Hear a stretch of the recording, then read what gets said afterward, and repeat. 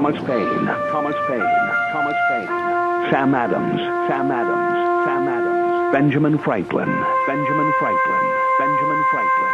These men spoke up for what they thought was right. From their courage came such documents as the Declaration of Independence and the Constitution of the United States. From their willingness to speak what was sometimes unpopular but right, we enjoy such liberties as freedom of speech, the right to keep and bear arms, and freedom of religion. There are those who still wish to oppress our freedoms, and there are still patriots willing to stand up and defend life, liberty, and the pursuit of happiness. Men like Zeb Bell, who honor our founding fathers and what they stood for. It's now time for Zeb at the Ranch, speaking up and defending your freedoms. Brought to you by Magic Valley Les Schwab Tire Centers and all of the other great advertisers on the program. And now, Zeb Bell. So, why is a car's windshield so large and the rear view mirror so small? Because our past is not as important as our future, so look ahead and move on. Thanks, Jimmy. Good morning, everybody. Here comes Kate Smith and God Bless America on a Wednesday, February the 19th. Good morning, good morning.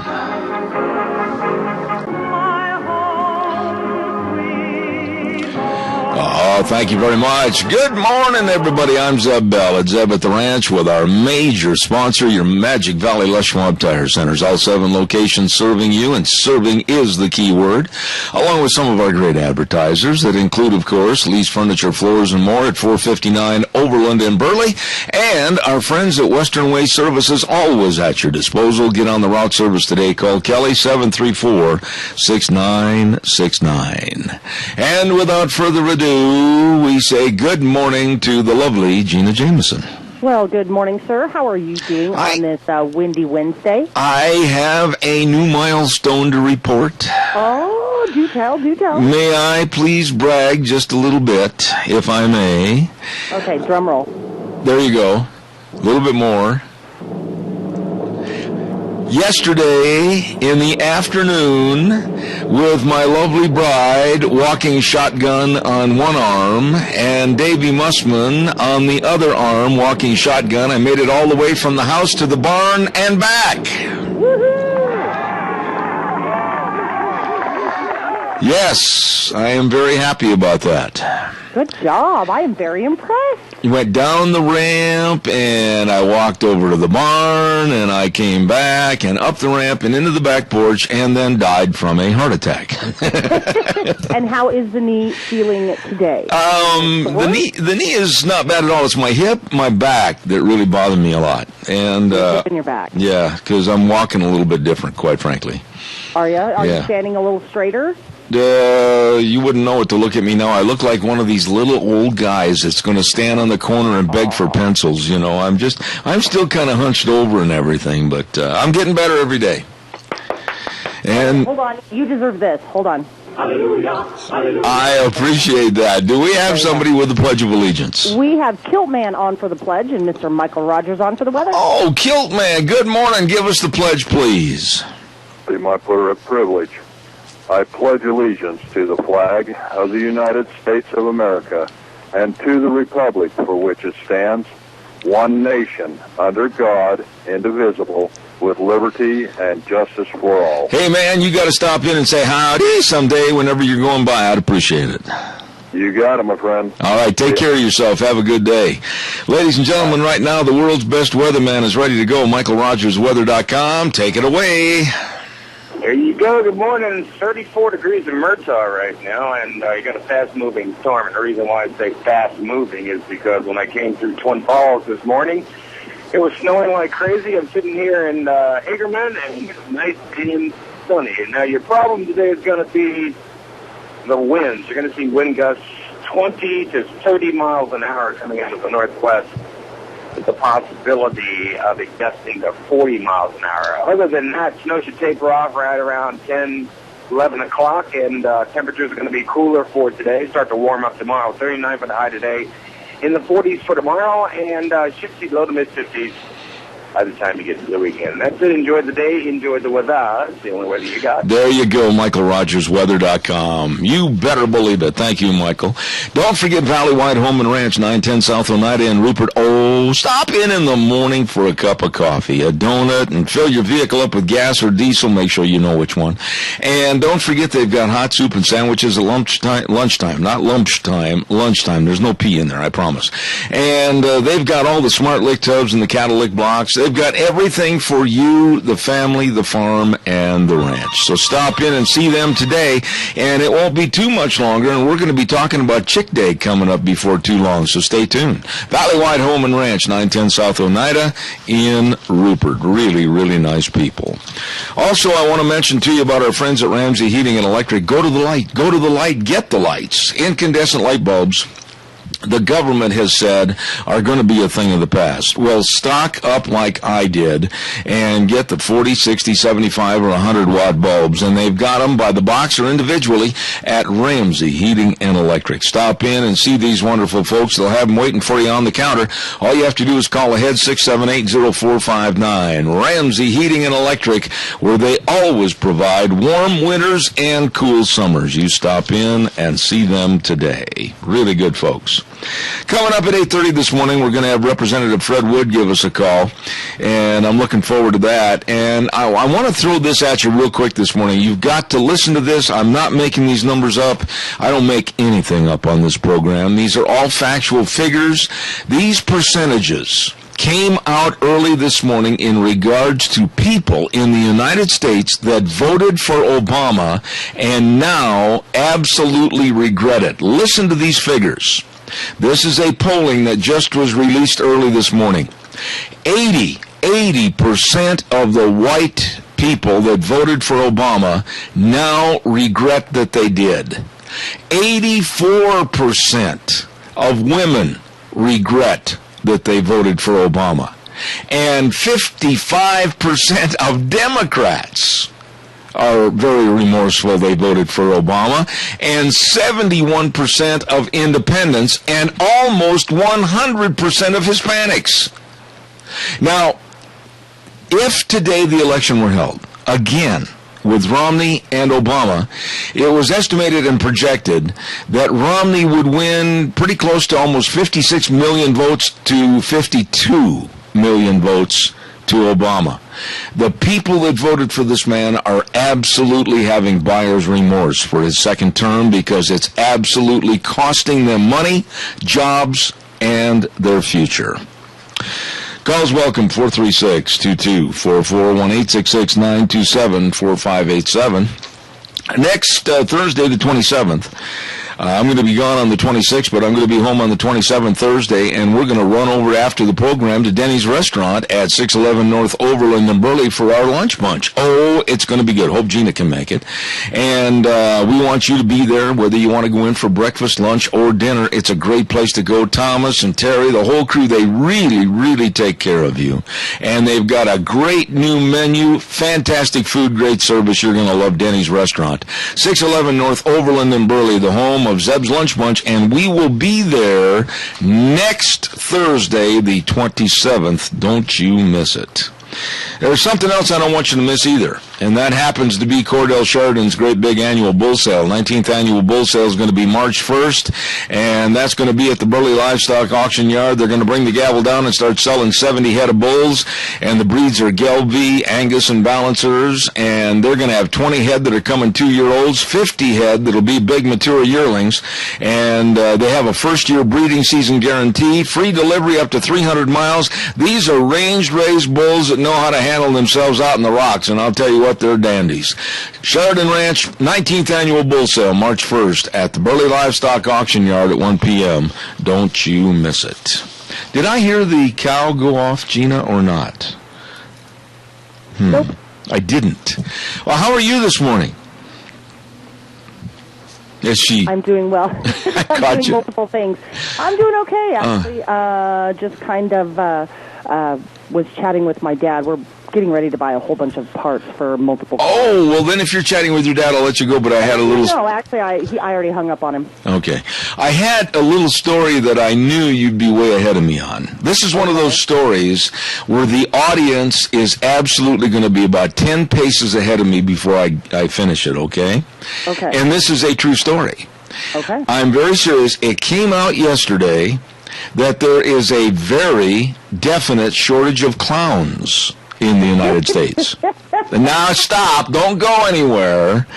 And yes, it's true, there are not enough clowns to fill all the jobs from children's shows all the way up to the major circuses, and some of the clown schools are just absolutely begging to get new entrants and have more people try to become a clown.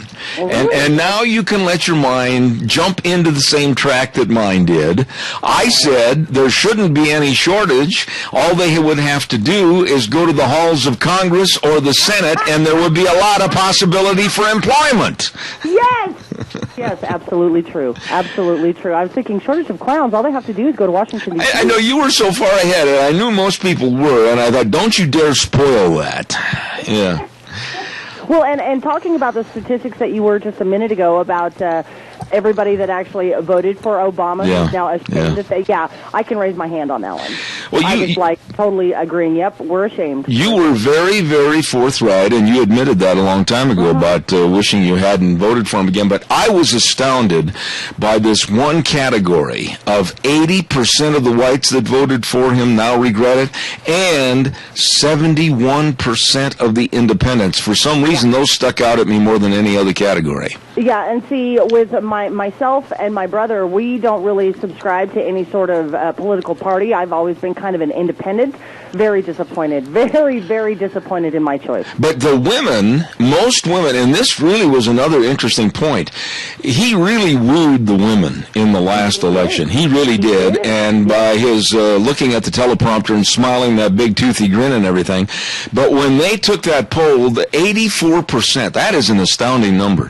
84% of the women said, nope, we don't want to buy him again. We made a bad mistake. Well, we did make a bad mistake. And, of course, he said all the right things, and I'm an educated person, and I don't go off of the nice smile on the camera and what they're reading off of the teleprompter. But, he had that charisma, and he, like I said, he was saying the right things that struck at me. Yeah, he said what you wanted to hear. He did. Yeah. He so did, and I bought into it. Yeah, but don't feel bad. I mean, now that these percentages are coming out, and people are starting to be very vocal about it, how much they dislike this man and his politics, I just wonder, with all the smoke screens that he's raising with the proposed climate change and with higher energy prices, gas went up 7 cents nationwide, and everything else, it's just nothing more than a cover-up for Obamacare and how negative it's going to be for the Democrats coming this fall.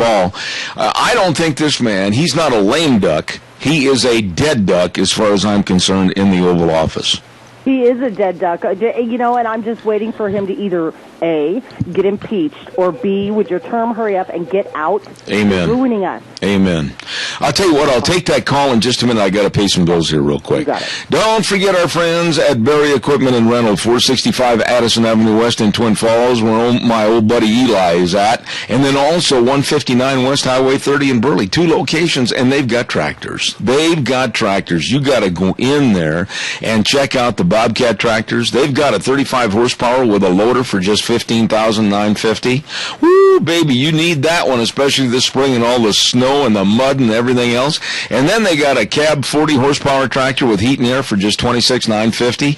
You better check it out. Financing available at Berry Equipment and Rental. Good folks, good old Eli and the crew on Addison and Twin Falls and Highway 30 in Burley. They're waiting to serve you. Good morning, caller. You're on the air. Good morning, Zeb. Yes, sir. Ever since Obama's been elected, he's declared war on America.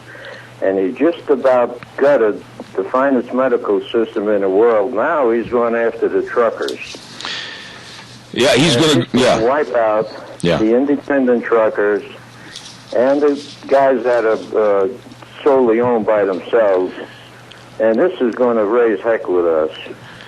There's going to be a shortage of truckers on the road. The price of everything is going to go up. This guy belongs in an institution with bars on the window, so he should never get out. No, I can't agree with you more, Tony. I just have nothing but disdain. I have nothing but negative remarks to say about him and his ideology. I'm pathetically incensed against the media for their lack of really attacking the man and laying things out in a very blatant former fashion as to what needs to be said. They're covering up for him on Obamacare. They're covering up for Kathleen Sebelius. They're covering up for everything. And then yesterday, Tony, some dim Democrat wants to come out with a program. Did you hear this? He wants to come out with a program that the Democrats want to give every child that's born in this country from now on a $500 bill. They want to give them what they call an incentive for their future. They want to give everybody a $500 bill that you and I pay for. Tony, with interest, at even 5%, if you can get 5% interest for 20 years, that's only $10,500. And with inflation, what's that going to buy in 20 years, Tony? You're not going to buy anything. You know, the Democratic Party is becoming something worse than the Communist Party. They're becoming a cancer on our country. That's right. And if people vote a Democrat back in this next election, this country is absolutely done. You can't argue against that. I'm very concerned that people are not going to wake up. I'm very concerned that they have got this gimme, gimme, gimme attitude, and that's why they're voting Democratic, and it just makes no sense to me whatsoever. Tony, you and Mary, very special people. Will, Jeff. All right, you God bless yourselves. Thank you very much. Thank you. Thank you. I just love those folks. Tony and Mary, we've been out to eat with them quite a few times, and I just enjoy visiting with them. Mary is a sweetheart. Calls are welcome and appreciated. 436-2244, 1-866-927-4587. How about that? Think about that. This dim Democrat wants to give every child born in this country $500. $500. And they say that is going to be an incentive for saving in the future. Now, again, use the math. Do whatever you want with that thing. Take it times 20 years at maybe even an outlandish rate of interest that we're not going to get right now of 5%. You're going to be lucky to have in that savings account of that $500, maybe $10,500? Maybe. And with inflation, what is that ever going to pay for? Really think about it. You're probably only really going to have a numerical figure of, with inflation and everything else, maybe about $8,000 after 20 years. It's not going to pay for a college education. It's not going to pay for a car. Maybe it'll pay for groceries. So why are we taking money out of your pocket and my pocket to give to a family and the birth of their son or daughter $500? Gee, aren't we nice people? Oh, golly gosh. Isn't that nice of us?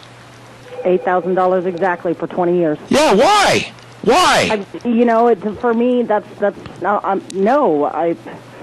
I'm baffled. You give a child $500 so their parents can put it into a savings account. Now, some parents will, some parents are not gonna. Absolutely. Now, I'll tell you what you can do for me and look it up. I'm not sure about this figure.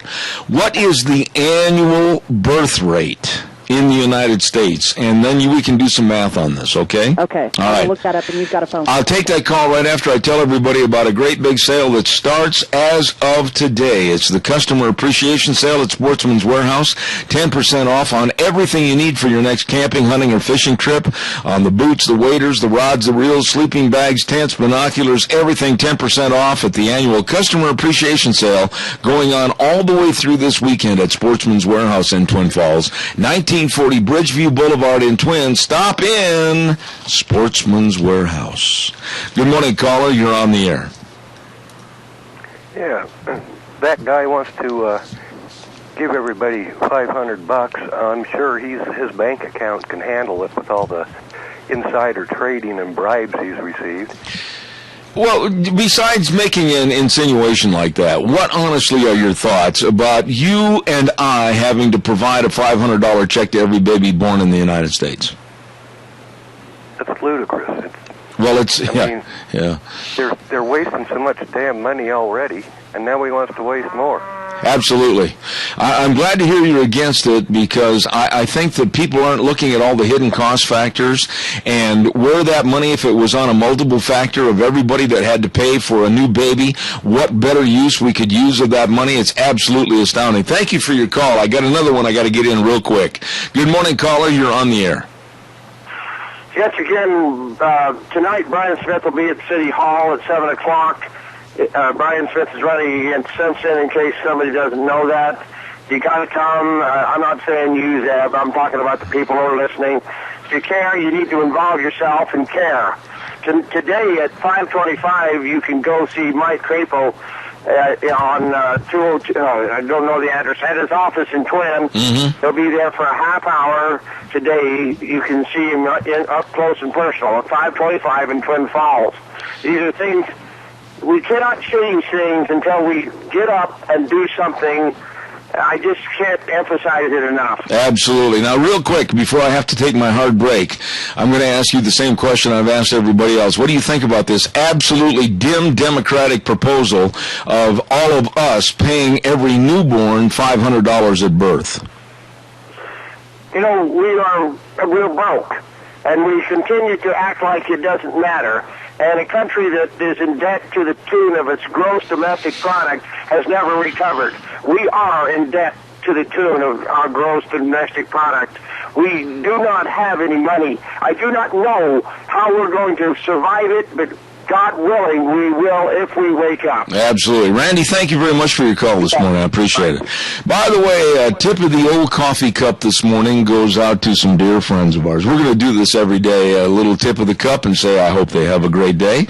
Keith Ramsey, one of my very dearest friends and long-time advertisers on this program, along with Al and Polly Butler. They just don't come any better than those folks. And some super good friends that have always been so helpful with Lunch Bunch and everything, John and Melody Bond. So tip of the coffee cup to all you folks this morning. Don't forget Travel Loop Supply at 1050 West 203 south of Hayburn, and they've got bolts. Have bolts, will travel. As a matter of fact, they'll put you on the route and they'll keep all your bolt bins absolutely filled with all the metric and standard bolts that you need. And by the way, if you don't have a bolt bin, they'll bring the bolt bins by. And they got all your filters and they got all your bubble ropes. You're going to need a bubble rope to get pulled out of the mud and muck this spring. So call them today. They deliver the goods. 438-8730. Travelube Supply. Right now, time for the Capital Press Ag Minute. Today's Ag Minute brought to you by the Capital Press, the West Ag Weekly.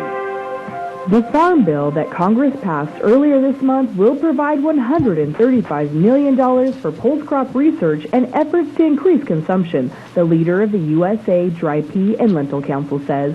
The Pulse Crop Health Initiative will receive $25 million each year for 5 years and substantially increases research on the crop.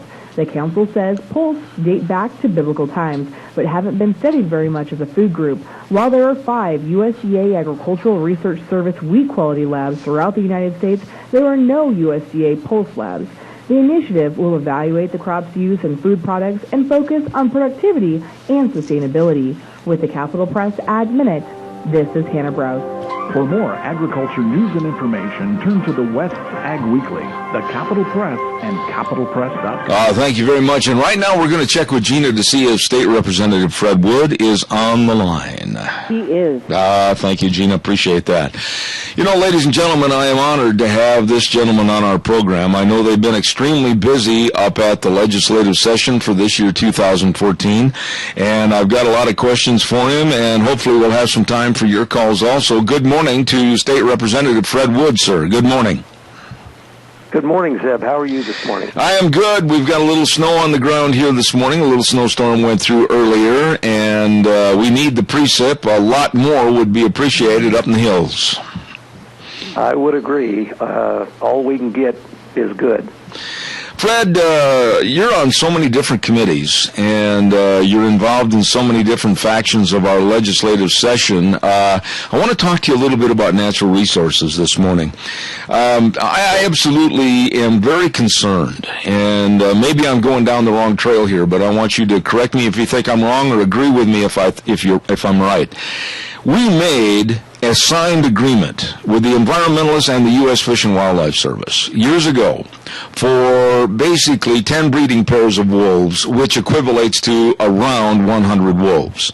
Now, the figures have been absolutely ludicrous, the way some papers come out and say we've got 680, some people come out and say that we've got over 1,000, the Idaho Fish and Game claims that we have over 1,000, but whatever the number is, it's far more than 100, but yet the environmentalists are in our back pocket and chewing at our neck all the time to leave the wolves alone and let the numbers increase even more. There is no management. They are flourishing in numbers, and we, the state of Idaho, are paying for it with a loss of wildlife and also a loss of our livestock. When are we going to put our foot down and say enough is enough? Well, I couldn't agree more about your comments.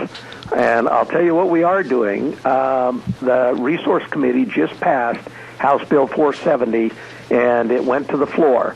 Now, what House Bill 470 is it creates a wolf depredation program in the state of Idaho to be funded with $2 million of one-time money, and that will be parceled out over the next 5 years to control depredating wolves. Now, remember, wolves are a big game animal. This program is designed to take after the wolves that the hunters are not able to get after, that are depredating cattle and other livestock and other family pets, and the ones that are depredating the elk herds to the point to where the elk herds and deer herds are being held down. So I think relief is on the way. It was a contentious bill from the Enviro's side of it, but it flew out of the committee, and I anticipate it going right out of the House. I don't know what's going to happen in the Senate. I think it's okay there, but we've noticed, Zeb, and the legislature's responding. Let me ask you this now, the money for this funding, where, quote unquote, is the money stemming and coming from? Zeb, it's coming out of the general fund. Okay. And that's the reason that this particular program had to be set up the way it was. All sportsmen are concerned about getting general fund money into Fish and Game, and they didn't want to directly infuse it in there. So this program was set up so that not only could Fish and Game dollars and livestock industry dollars and general fund dollars to all be put in the pot to get after the wolf problem that we have in the state of Idaho every year. Fred, I know you're a very dear friend, and I know you're a sportsman and you care for the great outdoors like I do. But this past week, I was sent a story about a lady that had a colt. It was about 6-7 months old, out in the back pen. And I'll guarantee you that it just breaks my heart to think that we've got killer predators in the state of Idaho at numbers that far exceed what our agreement was to the U.S. F&W and also the environmentalists, and they're sitting back laughing at us, Fred, because their numbers now, whether it's 1,000, whether it's 1,700, whether it's 700 wolves, the numbers far exceed our agreement, and we need management because this is turning into a major problem. I couldn't agree more, and that's why we passed House Bill 470 in an attempt to get them down to the lowest number that will prevent listing. We don't want to go down the road of listing again. That's right. That's right. That's right. And we know that. Nobody does. But we want to get the numbers down to where that lowest number is that everybody will tolerate without listing. There is another issue that I don't think, honestly, and I've talked to a lot of people, whether it's in Twin Falls, whether it's in Buell, whether it's in Burley, whether it's in Rupert. I just don't think the general public is concerned about it because I don't think the news media has really played the fact of how it's going to hurt everybody. If the sage grouse gets listed, we're all in a lot of trouble, Fred. We are, and as a matter of fact, the legislature, the House of Representatives, just passed across or out of the floor yesterday a bill to infuse another $50,000 into LEC counts this spring for more scientific evidence of how we manage those because the Secretary of the Interior is going to make a decision here within a year as to whether those are to be listed. And so we don't have the luxury of time. So that bill passed the House yesterday so that the Fish and Game Department and others can, the sage-grouse scientists can do a bunch of work this spring during the breeding season to try to figure out exactly how many we have and bolster our science to try to prevent the listing. Okay, now we have a caller on the air with a question for you, Fred. Please, caller, go ahead quickly, please. Yes, Fred, I'd like to know how the hell you're going to single out them worst wolves. Single out which wolves? The most predatory wolves. Those that are most predatory to the game animals and the cattle, sheep. This sounds like my old friend Fred Preston. Well, Fred, I'll tell you, this is all wolves depredate. That's okay, right. The money will be spent in the areas that are being the hardest hit, whether that's along the front or whether that's in the central wilderness where the elk are being decimated or wherever. But wherever the largest number of wildlife and domestic livestock are being hurt, that's where we're going to concentrate the efforts. I think it's waste money, Fred. Well, the majority of people, I think, want it. And I don't know, the majority of people want more wolves eliminated. And so I don't know how else to do it. Well, Fred, I appreciate your call this morning. God bless you for your thoughts, and I'm on your side, man. I'd like to see every one of them laying in a cave someplace, but that's not the case. We've got to keep a certain number to keep the feds off our back on a delisting program again. So thank you for your call. I want to get into one other aspect of this sage grouse deal, Fred, just for a quick second. It makes no sense to me, and it also shows the ambiguity of the situation. Why are we still allowing a hunting season on sage grouse when farmers and ranchers and everybody else is sweating bullets that if they're listed, it might just absolutely wreck the economy of the whole state? Okay, that's and the answer to that is a political answer, and as quick as I can, it's the following. If anybody was ever allowed to close a hunting season, whether it's sage grouse, deer, elk, whatever kind of varmint there is, because the population numbers are low, then that's a precedent that they can go to court with and say, okay, we want this hunting season shut down for that animal or this hunting season shut down for that animal. What you do is if you're going to, you don't do that. If you need to reduce the numbers that are being harvested, then you open the hunting season for 1 hour, for 1 day, on a controlled hunt where only 10 sage grouse can be killed in the entire state for an entire year. Mm-hmm. But you never actually completely close it because it's a precedent in court. Okay. That's the reason. Okay, we have a caller with a question. Go ahead, caller, please. Oh, yeah, I don't agree with the last caller. It's not a waste of money. And are you aware that every place they've removed grazing with cattle, that's where most of the sage grouse have disappeared? Let me make sure I understand what you said. Where they've removed grazing, it has not helped the sage grouse. As a matter of fact, it's hurt the sage grouse, right? Is that what you're saying? Yeah. Okay. Fred, I know you can respond to that because there has been many, many tests and many, many surveys, and grazing and sage grouse have gone together like a hand and a glove, and some of these environmentalist statements saying that grazing is negative and it's got to be stopped in favor of the sage grouse, that is absolutely, I'll call it what it is, a lie.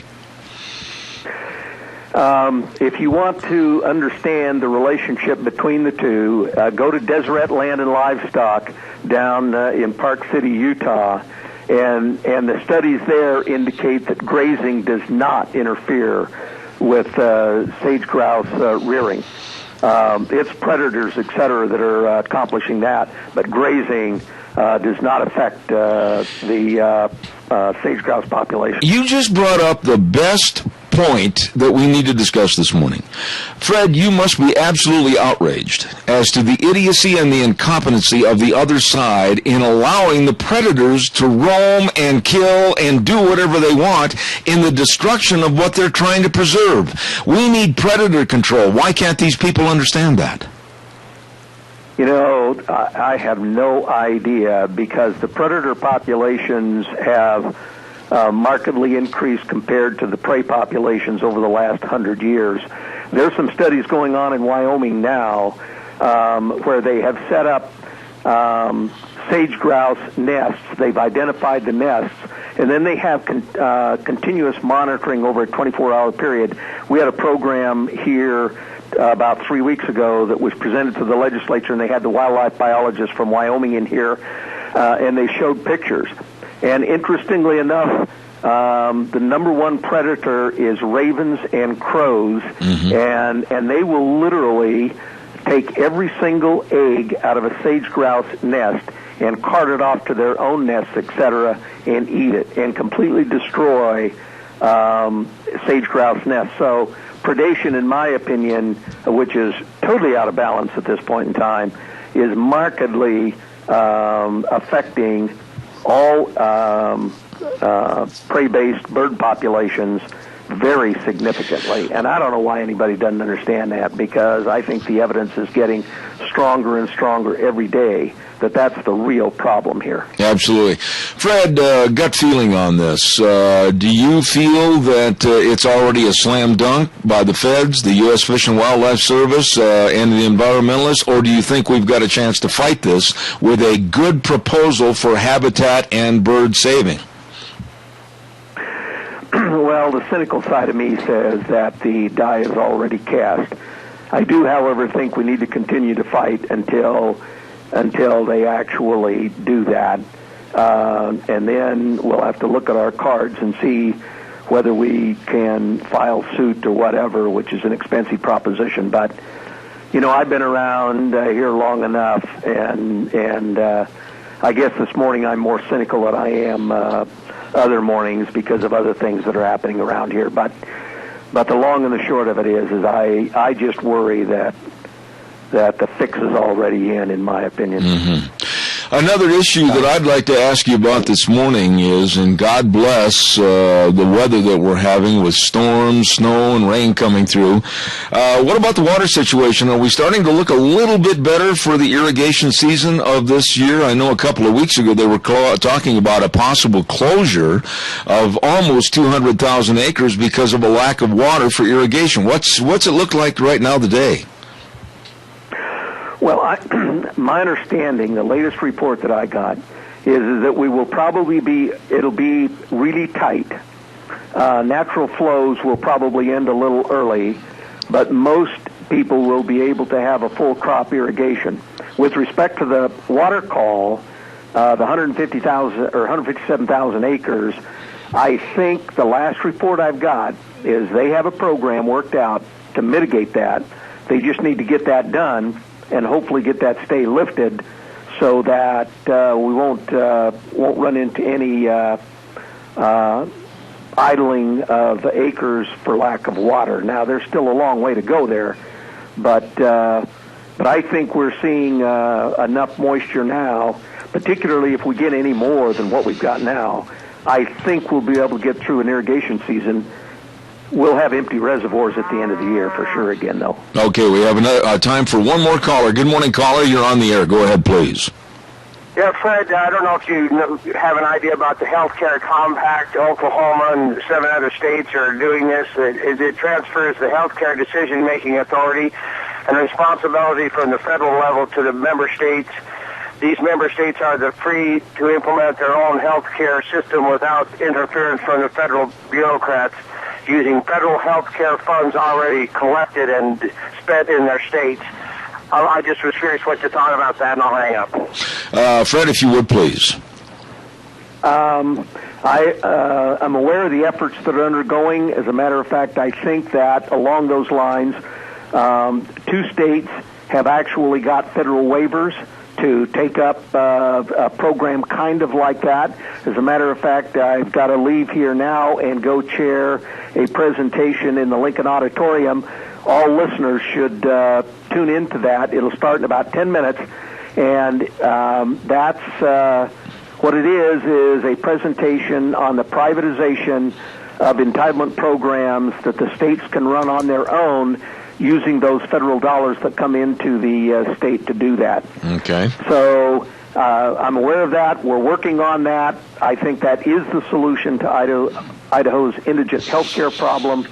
And with that, Zeb, I'm going to sign off because I've got to get over there and share that session that's coming in here at 9 o'clock sharp. No, I understand, and I want to say thank you very much, Representative Fred Wood. Thank you for your time this morning. You know you're always welcome. Have a great day, and thanks again for being on the show. Thank you, Zeb. Talk to you later. All right. Bye. God bless. Thank you very much. Representative Fred Wood, I've always liked that guy. I really have, because he's straight up honest about the facts and the issues, and I thank him very much. Hey, it's time for a weather update brought to you by Butte Irrigation, 116 South, 600 West of Paul. They'll get you wet. Yep, Bryce and the rest of the crew, they know irrigation. And you know what else? Besides the office location over in Paul, they got a brand new one just a little bit north of Kimberly, right there at Red Cap Corner. Yep, Butte Irrigation, serving all of Magic Valley with all your irrigation needs. They will get you wet. Here is MichaelRogersWeather.com. Hello, everyone. Michael Rogers for MichaelRogersWeather.com. Got snow in the forecast today. When it's over said and done, should have an inch on the ground. It is a fast-moving storm, so this thing is going to be done here, I'd say about 9, 10 o'clock. Now, the winds are going to be a problem today. They're going to be about 10 to 20 gusts to 25, possibly 30. Some areas you can see wind gusts as high as 40 miles an hour. It'll taper off later on today, partly cloudy for tonight and also for tomorrow. Now, the temperatures are going to get cool, but not as cool as some cold fronts come through. You're looking today at a high of 39. You're going to start to warm back up tomorrow as you work your way back toward the weekend, where you'll see temperatures in the low to mid-50s. Other than that, have a great day. Enjoy the weather. The only weather you got. Thank you, Michael. Butte Irrigation with locations in Paul and now Kimberly, serving you with all your irrigation needs. The very best. Bryce and the rest of the folks always say they'll get you wet. Thank you, Michael. We appreciate the weather. I want to get back to Gina. Gina, did you do some facts and figures on what we were talking about $500 that Dim Dim wants to give to every newborn in the country? What did you come up with? I did, and I actually texted you that number. Now, we're going off of the 2009 birth rate numbers because those are the only hard numbers, the newest ones that are available. Okay. $33,400,000,000. That's what it is. That's what it would cost us. Yes. Yes. Wow. So every child born, $500. In 1 year. Wow. $33,400,000,000. I can't even imagine those numbers. I mean, I don't even figure things like that on my computer because I don't know how.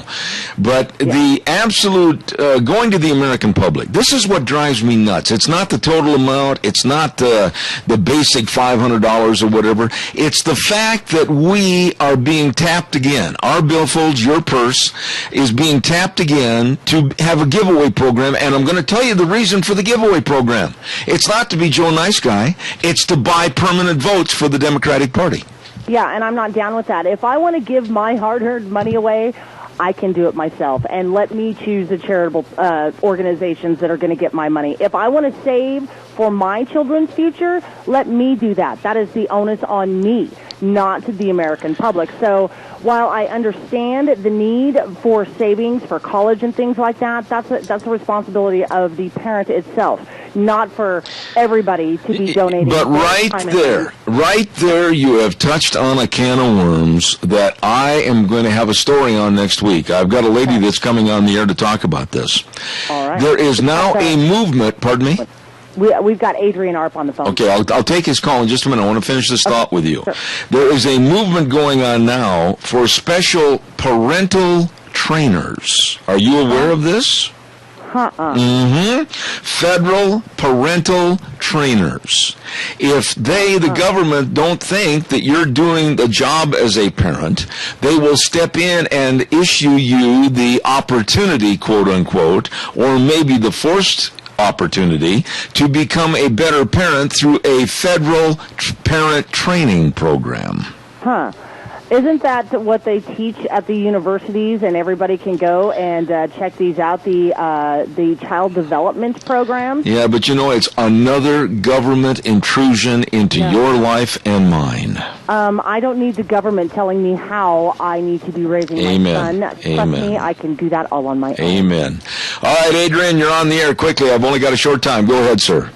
Yeah, good morning, Zeb. Well, what you're saying is all about the redistributing the wealth and redistributing our kids as well, I mean, that's the whole deal. Government's got to control them, propaganda, and endless. The headlines in the paper, of course, is saying that, Idaho ranks second in signing up for the Obamacare, but if you talk to an insurance agent, most of those people are signing up for Medicaid because of our low income, typically in Idaho.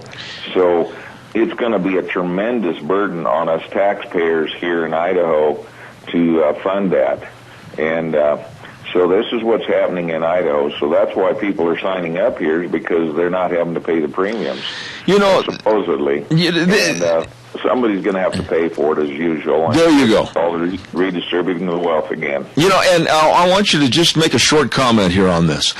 The lies and the innuendos from the perpetrator and creator, so be it, of Obamacare and the website, Kathleen Sebelius, yesterday she was quoted that absolutely no jobs will be lost because of Obamacare. Ask any economist. So, major networks did. They went out and asked other economists. As a matter of fact, if you want to know the truth, they asked the former head of the Congressional Budget Office, and this Mr. Eaton, Douglas Holtz Eaton, said, holy cow, that lady doesn't have a clue as to what she's talking about. There's going to be at least 2.5 million jobs lost. I am sick of being lied to about what Obamacare is going to do and not going to do.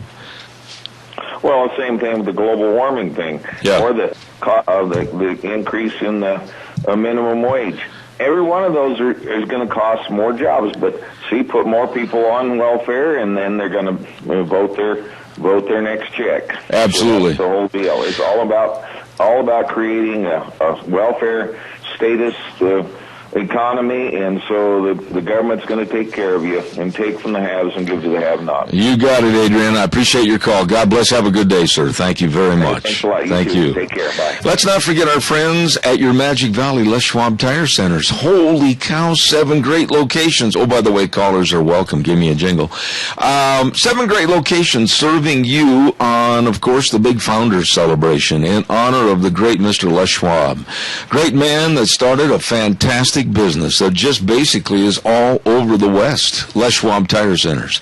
And here locally we have Lane and Rupert, Dave on Blue Lakes and Twin, Mike and Buell, Mike and Jerome, the Twist family, Oberlin and Paul, John on Poline in Twin Falls, and Randy on Overland and Burley. They've got the best in tire buys. They've got some passenger car tires starting right now at just $39.99, and they've got the best in brake service. They got the best in front end alignment, shocks and struts, batteries. It's all there for you. With the big Founders Day celebration going on right now at your Magic Valley Les Schwab Tire Centers, you stop in and see them today. I got to get this in because it looked like it was really dangerous last night, and I think it is. And I don't know if Gina saw this or not, but did you watch any of the Winter Olympics last night? Not last night, no. Holy cow. And they think cowboys are wild woolly and maybe not smart for riding bulls and horses and everything. But that 6-person snowboard race, that was a wreck looking for a place to happen. I actually watched that, the girls, the women's division on that one, and yeah, it does. It's kind of like a motocross race, but on ski boards, and they're all coming out all at once. Oh, my. Somebody's going to wreck. Somebody is going to biff it hard. Oh, they go over these jumps, and they're all in the air at the same time, and their boards are touching, and all of a sudden they come down, and some of these people end up covering all 4 points of the compass with their body, a leg here, an arm there, whatever. And I'm telling you, it absolutely looked like mass mayhem, and one of our American skiers or snowboarders ended up winning third, which is great and commendable, but wow, they're going about 80 miles an hour, and they're in the air, and they're just absolutely ready to wipe. They look like a bunch of bowling pins ready to crash. I know, and of course, imagine surfing, but on snow. And I sit there and I watch this. I'm like, I don't understand how they can do that because they are just screaming down the hill. Oh man! And when they yell go, or the starter has that go, and the boards come down and they're off there. I mean, that first jump, they're all consumed like tight little ants in a little circle. And how they can become airborne like that? And I would estimate, and maybe you won't agree, but I'd estimate in some of those jumps they're 25, 30 feet in the air.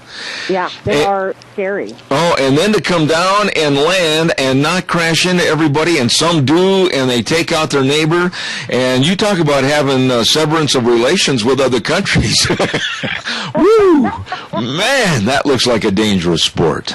The one that I really enjoyed watching, it was actually the slope-style ski competition. Yeah. It's new, but that's the one that I honestly enjoyed watching the most, aside from figure skating, because I've always loved figure skating. That is one thing where the TV, the off button goes to another channel. Oh, you don't like figure skating? Do I walk on crutches? No, not really. But that snowboarding, I think the only prerequisite is you have to be crazy. You have to. I think so. Oh, and you have to be doing it like your entire life to even get it. No kidding. I couldn't. And some of these people are 35, and you think they would have got over those urges to act like a stupid kid. Oh no! No. Wow. You still have your moments as well. So age is not a factor. I think mental mindset is, and I'm afraid of going that fast down the hill. Whew. Okay. Well, I'm going to take a little break for a couple of minutes, and 6 to be exact, and we're going to listen to the big boys from ABC come in and mess things up, and we'll be back. Zeb at the Ranch, don't go away.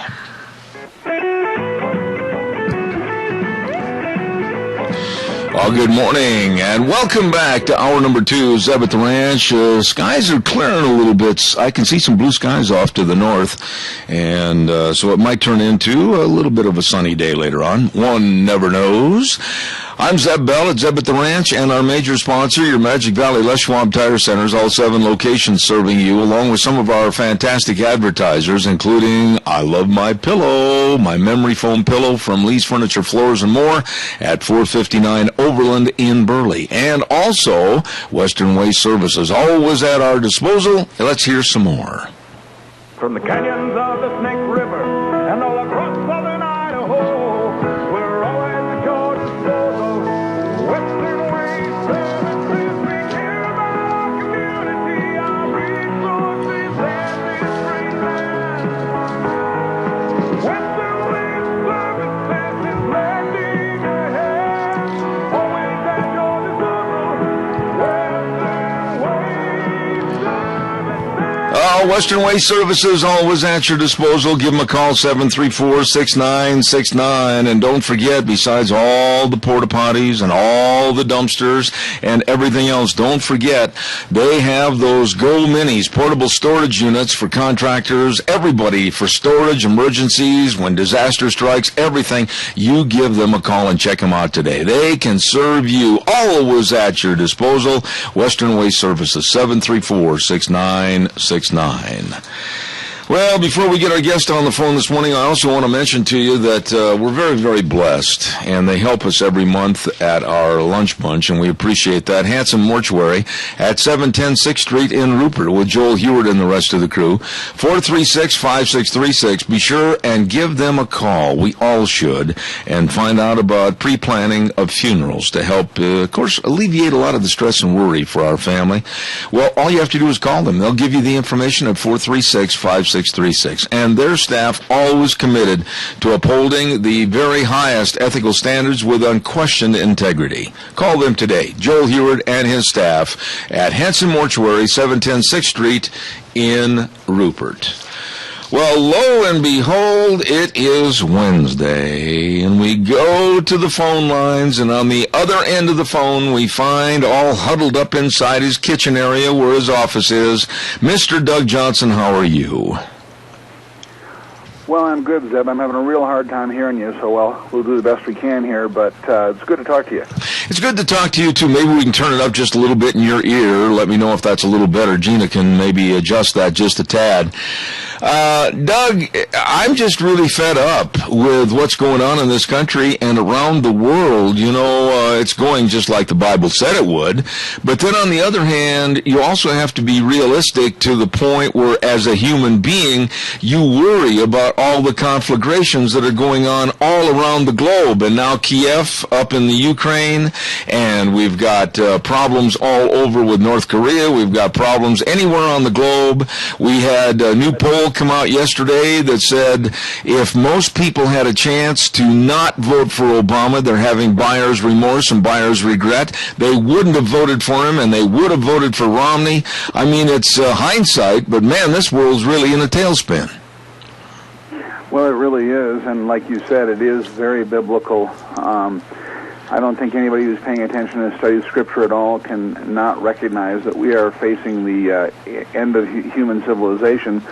Now, that could take quite a while. It could take hundreds of years, but the point is we are in the death throes as civilization starts to collapse, and it's very hard watching that. What I often tell my wife, and she tells me, is that we know that things have to fail for Christ to return and us all to enter into eternity.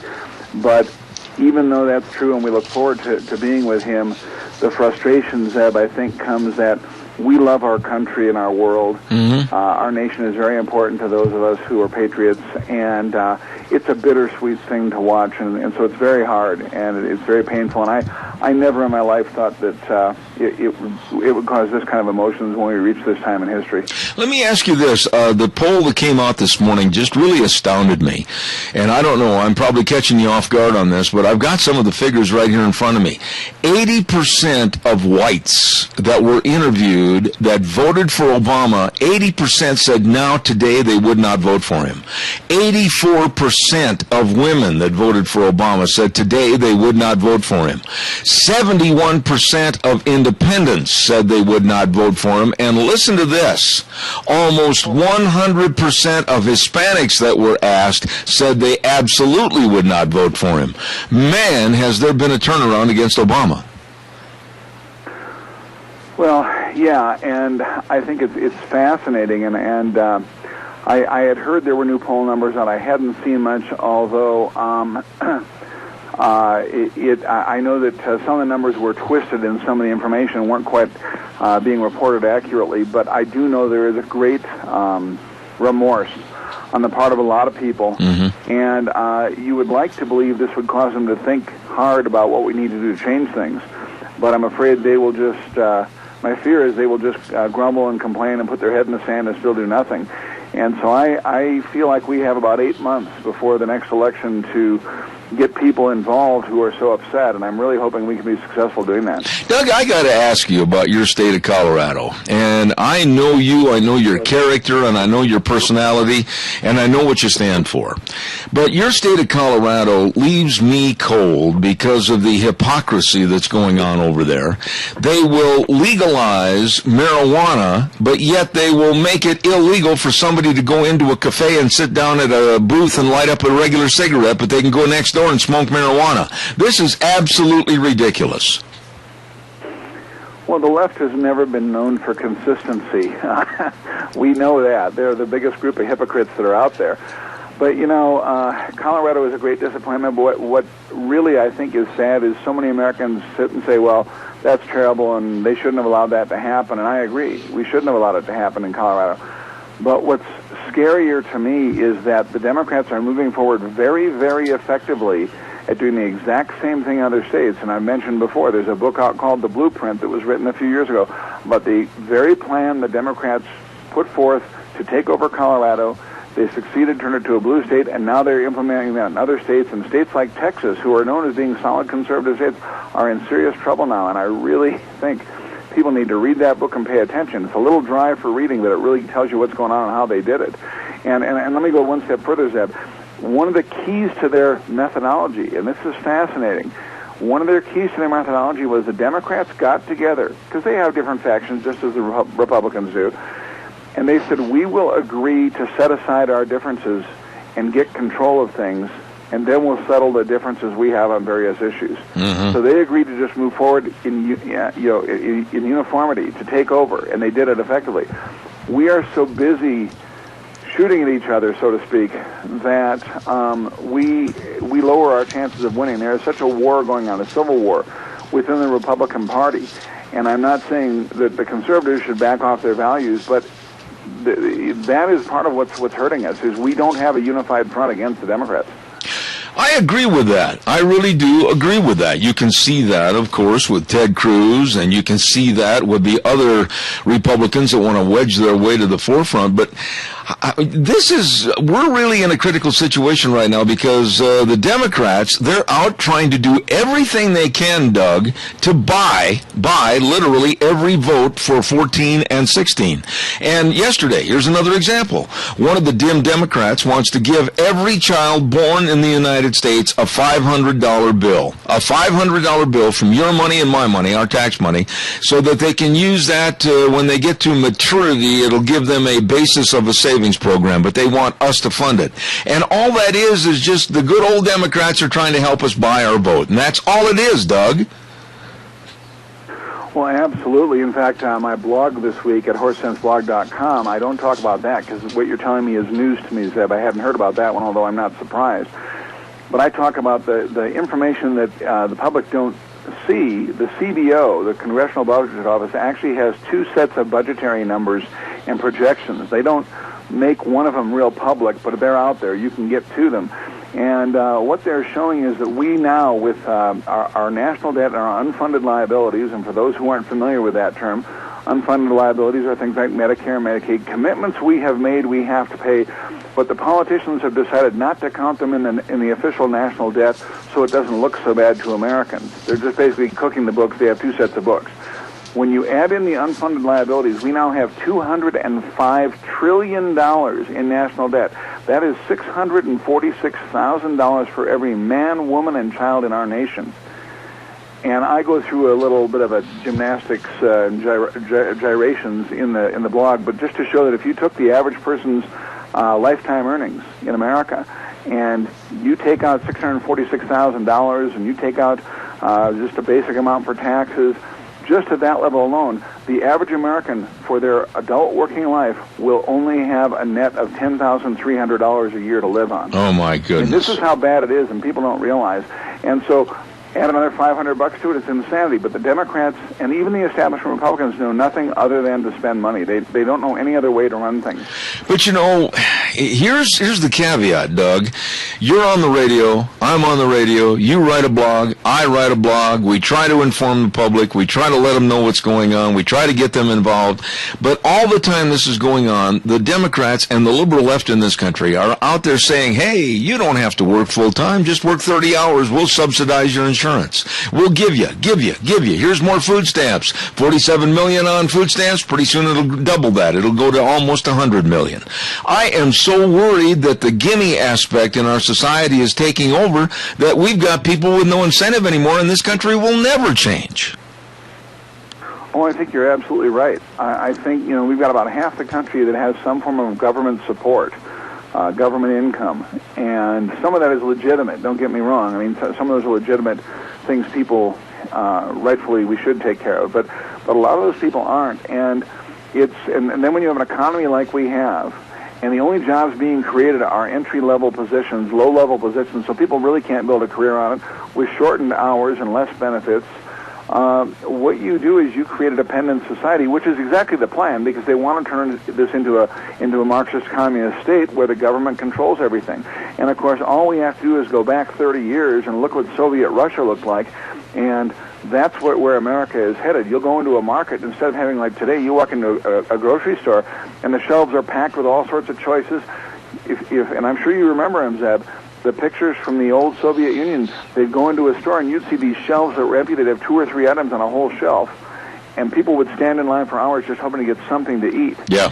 This is where America is headed because of the way the progressives are taking it. But there again, therein lies the quest for the answer to my question: is why can't the American public? Why can't our generation? Why can't the generation just under us? My board operator, Gina Jameson, she's a very independent lady that wants to fend for her family and make do for herself.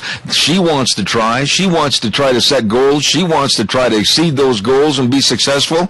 But after that, when you get to the next generation down, they don't care. They want everything handed to them on a silver platter. And to be honest with you, I don't think they care about the Constitution, about the blood, sweat, and tears of this country, or about the benefits of a good work ethic to really use God's talents to succeed.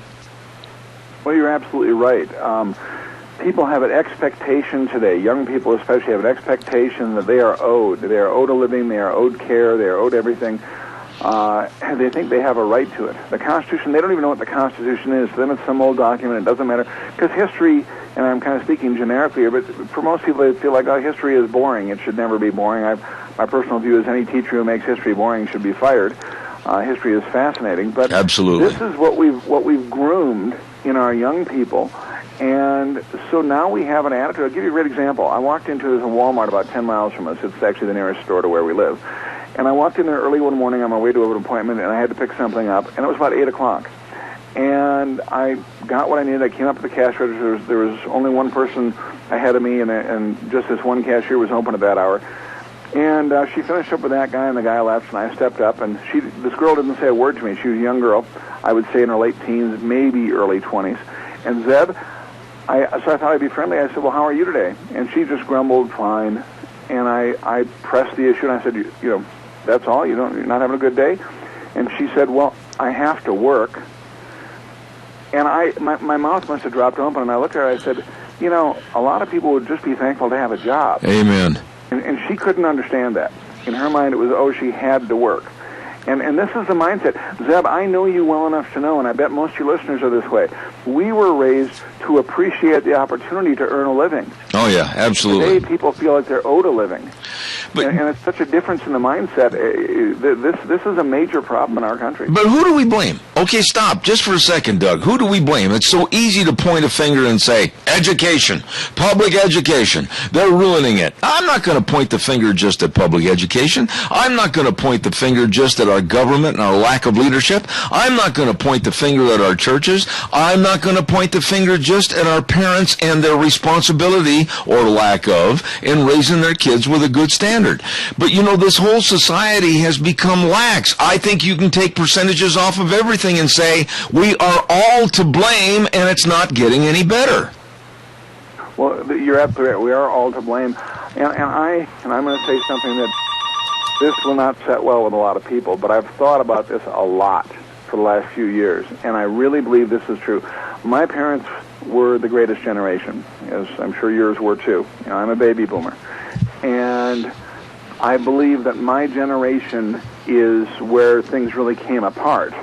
And the radicals of the 60s learned, unlike the Republicans who don't learn, the conservatives haven't learned yet, the radicals of the 60s learned that as opposed to protesting, the way to control was to get involved in politics and take over the system, and then they can control everything, which is exactly what they've done, because those same radicals of the 60s, who we were seeing on TV and the nightly news being tear-gassed by the police, those people are running our government today and leading our society.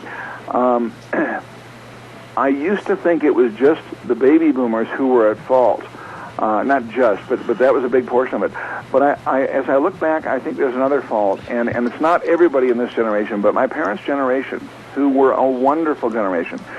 They, after World War II, entered into a time of prosperity in America that has never been seen in world history. Just absolutely never been seen, Zeb. And they gave their children, they wanted to give their children what they had never had. And they provided a prosperous society for us, which is fine in itself. But some of those people, in doing so, did not attach to that responsibility and understanding. So many children grew up without the understanding that they had to be responsible, they had to have the values that you just espoused.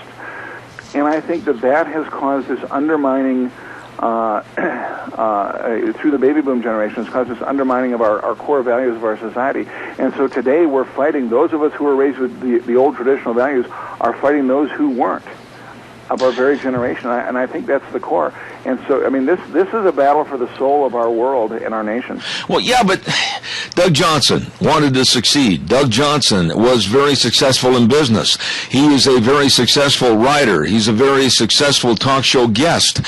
Zeb Bell, I've been, this sounds terrible, Doug, when you toot your own horn, but I came from nothing and really made, and I'm very proud of it, a life for myself and my family that I'm very proud of. I've done and accomplished things that nobody else in the United States or the world has ever accomplished. I'm not going to toot my horn and say all the different accolades, but I wanted to work. I've got a work ethic to where my wife and my kids and everybody is always mad at me because they say, stop working so hard, get out of your office, go do something else. What happened to a work ethic in this country? That's the thing that all of a sudden got swept under the rug. Well, it has, and I'll give you the perfect example. My father was extremely successful in business. He retired at 39 years old. So that's fairly successful. And as we were being raised, he told us kids, he says, I'm not giving you the money. We're going to do good things with our money and give it away and help other people. But we're going to teach you how to take care of yourself and how to earn money and how to make money so you can go out and do the same thing if you take advantage of the opportunities that America offers, which they taught us, and I'm very thankful for. And it was the greatest gift he ever gave me. But here's the issue. It started in third grade for me when I came home from school and my friends were going to summer camp and I wanted to go, and I said, Dad, can I go to summer camp? My dad owned a company at that time that sold candy to schools to use for fundraising. And, so my dad was one of those first people to go out and drive us all nuts with sending kids out knocking on your door selling candy. Yeah. And my dad handed me a case of candy and said, go sell the candy. I'll give you 40% on every sale, and you save that up and you'll have enough for camp. If you don't sell enough, you won't make enough. And from then on, from third grade on, I had to earn anything I wanted other than the roof over my head and the food and clothing they gave me. Everything else I wanted, whether it be toys or anything else, I had to earn. And I think it was the greatest gift they ever gave me because it gave me an incentive. Because when I learned, Zeb, and I bet you had something similar in a different way, but what I learned was if I want something, if I work hard, I can get it. Yeah. Well, you see, this is my point, and I'm maybe twisting this into it, and we only got 2 minutes left, so I got to hurry. But look at the Democrats on the Obamacare plan of extending, kids aren't kids at 26, they're adults, extending them onto their parents' insurance program. Doug, we ought to be embarrassed for that kind of stupidity. Not only embarrassed, and we don't have the time, but and because I worked around the insurance industry for a number of years, I know the industry well, it destroys the base that stabilizes that industry as far as funding by making them dependent on their parents' insurance. So, this administration is the culmination of decades of work by the progressives to get to this point, to push America over the edge so that so many people are dependent on the government that they will only vote in the people who will give them what they think they want. Absolutely.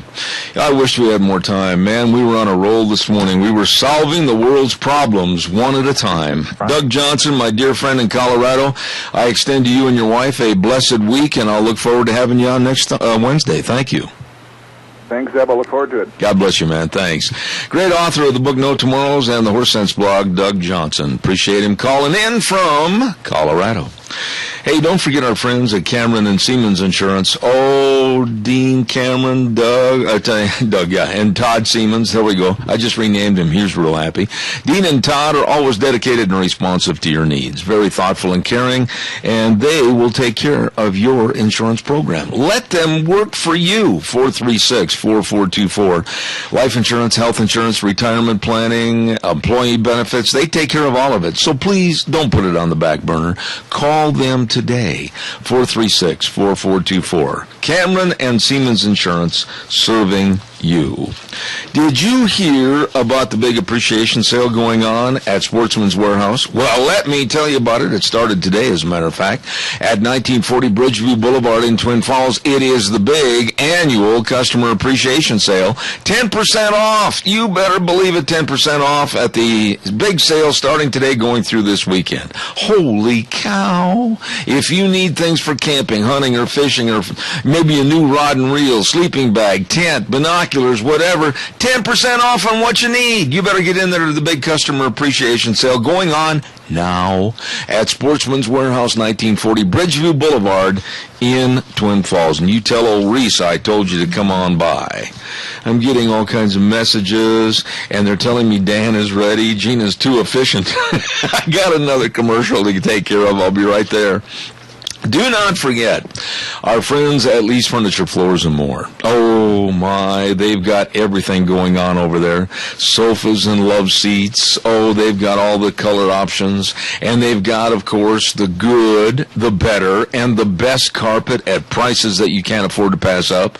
All the mattresses and the occasional table sets and the accessories and the lamps. Holy buckets, what are you waiting for? 6 months interest, free financing. Stop in today at Lee's Furniture, Floors, and More, and they're located at 459 Overland in Burley. Lee's Furniture, Floors, and More. Well, right now, we're going to jump on the telephone, and we're going to talk to Mr. Dan Simmons with the Institute for Energy Research. Good morning, Daniel. How you doing? Doing well. How are you? Well, I'll tell you what, Dan, I'm a little bit more than concerned. I thought maybe we as an American public, were going to have enough negativity shown to Obama and the Democrats that they wouldn't even think about trying to pull out from underneath the rug a semblance of cap and trade, but they're going to do it. They're going to do it, and they're going to put it under the guise of climate change, and I think the gullibility, and I'm going to say that word again, the gullibility and the naivete of the American public is going to let it through. Tell me I'm wrong. I want to make a definitive statement, but I don't know. And here's the reason. So, one of the problem is that if people stand up, then but it could easily be one of the things that this administration is doing is they are hitting people on all fronts, and at some point people just become a bit too tired, and people always have to be pushing back, because the problem is, like, every single day there's something new. Just yesterday there were some new regulations on heavy trucks, for example, on the the carbon dioxide emission from semi trucks. That's just the latest. The Obama administration continues to stall on the Keystone XL pipeline. It's day after day after day, it is something new, and it's like playing whack-a-mole, and it's really tough for the public to keep up to speed and irritated with all this crap. Okay, now, Dan, you follow this every day because you work for the Institute of Energy Research. Obama, does he have this kind of power? I mean, when did somebody put a crown on his head and sit him in a kind of a purple plush chair and say, "You are the king"? Does he have this kind of power with his so-called 39-cent Bic pen and his little cell phone that he can all of a sudden just be dictator and force and coerce these things to happen? I mean, after all, we're looking at now to where he's telling the automobile industry that they've got to really up the standards for mileage. He's telling everybody this, telling everybody that, and I think basically it's nothing more than a cover-up of one of the worst things that ever happened in this country, Obamacare. Well, that is definitely a part of it. The thing is, yes and no. Does he have the power? He has the power to do some things, and that is a real problem. What has happened is that Congress has been lazy. Congress, for far too many years, Congress has sat by and they passed rules and they passed regulations. They passed laws that required rules and regulations that gave a lot of authority to the regulators. And what what Congress thought at the time, what they said at the time is, well, this won't necessarily be abused. We can't know all the rules. We really should defer to the experts that work for these agencies, and that is complete crap. Look, Congress, you guys are the ones in charge. You say you're the ones in charge. You should act like it. Don't give legislators a whole bunch of leeway, because what happened, don't give regulators a whole bunch of leeway, because when you get someone like Obama that will take it for everything it's worth and then some, That's why you have him coming out with with some new thing almost every single day, because they have a lot of ability, they have a lot of authorities, and what they're doing now is just stretching them a bit more than they have in the past. Okay. So part of the problem is Obama, but also a large part of the problem has been Congress for sitting by for far too long, and even now they're sitting by instead of taking back their prerogative to be the ones to to pass the law and to tell the administration what the rules of the road are. Well, what is it? What is it? Hold on a second here.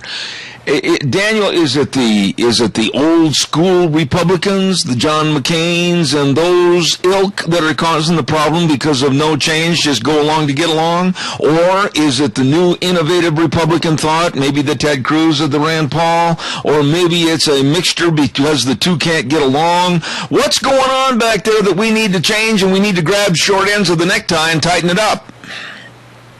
Well, the problem is that people like John McCain for far too many years, for decades, have been responsible for these laws that have given EPA and other regulators a whole bunch of authority. Now the problem is that at a time that Congress needs to pull back their authority and to really do something about it, they can't. They can't get the House, where there would be the votes to do some good things. They can't get a bill past the Senate, so they can't stick it on the president's desk. So as a result of years of mismanagement by Congress and years of neglect by Congress, today we're in a situation where it doesn't matter if you have people like Ted Cruz or like Rand Paul that might actually be good on these issues. They're a bit powerless because they've already given their power away. All right, now I want to ask you a question here. In the cheat sheet that was sent to me this morning regarding Obama and fuel standards, I just want to read the opening paragraph.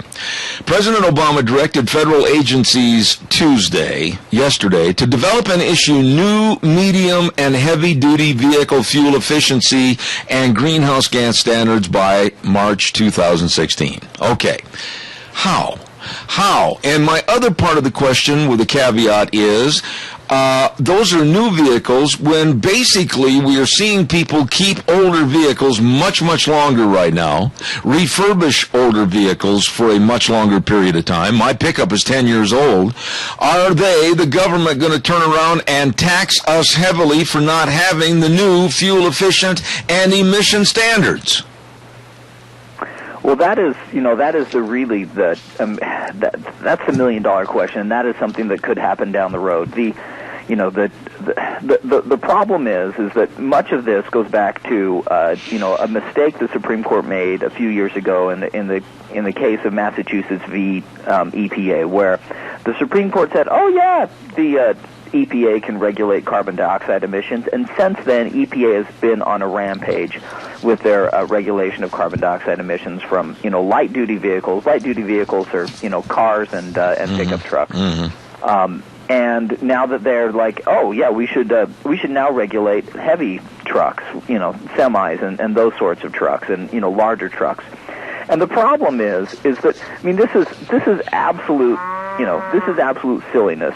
You could maybe argue that those of us who drive, we might not get out our spreadsheet, we might not crunch the numbers for our fuel savings and figuring out what works, but like anybody that's going to be buying semi-trucks, and especially fleet owners of those trucks, today the technology is good enough that they know, the fleet owners know where their trucks are anywhere in the United States, really for that matter, anywhere in the world. Absolutely. How fast they're going. Yes. And they know what they need to do to improve efficiency, to improve fuel economy, but they also have to, they have to make the bottom line work. And the president, what he is saying is, the bottom line doesn't matter. The only thing that matters for me is reducing carbon dioxide emissions.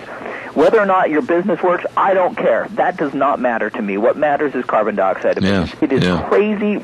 this is just some crazy religious thought coming from these people. So basically, at the altar of carbon dioxide emissions, and it really ticks me off. So basically, it's not really a matter of trying to be more oil conservative and tell the sheik standing at the oasis with his camel to take a long ride. It goes right straight back to nothing more than this president and his ideology defending and upholding climate change, which is going to turn us into a third world country. Short answer, because I got a call waiting. Yep. How's that? That's good. Caller, good morning. You're on the air. Okay, if it's true that all he cares about is the emissions, then it's such a crock, and he's such a phony. And then the situation in Russia, in India, in China, these places are growing exponentially, and they're building coal-fired power plants that have no cleansing abilities at all. They don't care. If we're truly just going to crush the American economy, and because we're going to somehow figure out a way to change carbon credits or exchange them, there is no plan to actually solve global warming, if there really is such a thing. And to believe that the people of this country are so gullible to believe that this is somehow going to solve it, just exchanging carbon credits. If you really are going to solve the problem, how the hell are you going to do so? And I'll hang up. Good question, and you've got it, my friend. Go ahead, Daniel. No, that's exactly. I mean, he hit the nail on the head. What the problem is, if you're saying that the problem is global warming, it's global, like it's in the word. That's why they want to call it climate change, because they want to divert attention from what it is. The point is that it is global. It deals with global emissions of carbon dioxide. Now, if you believe their science, if you believe their stuff, look, people,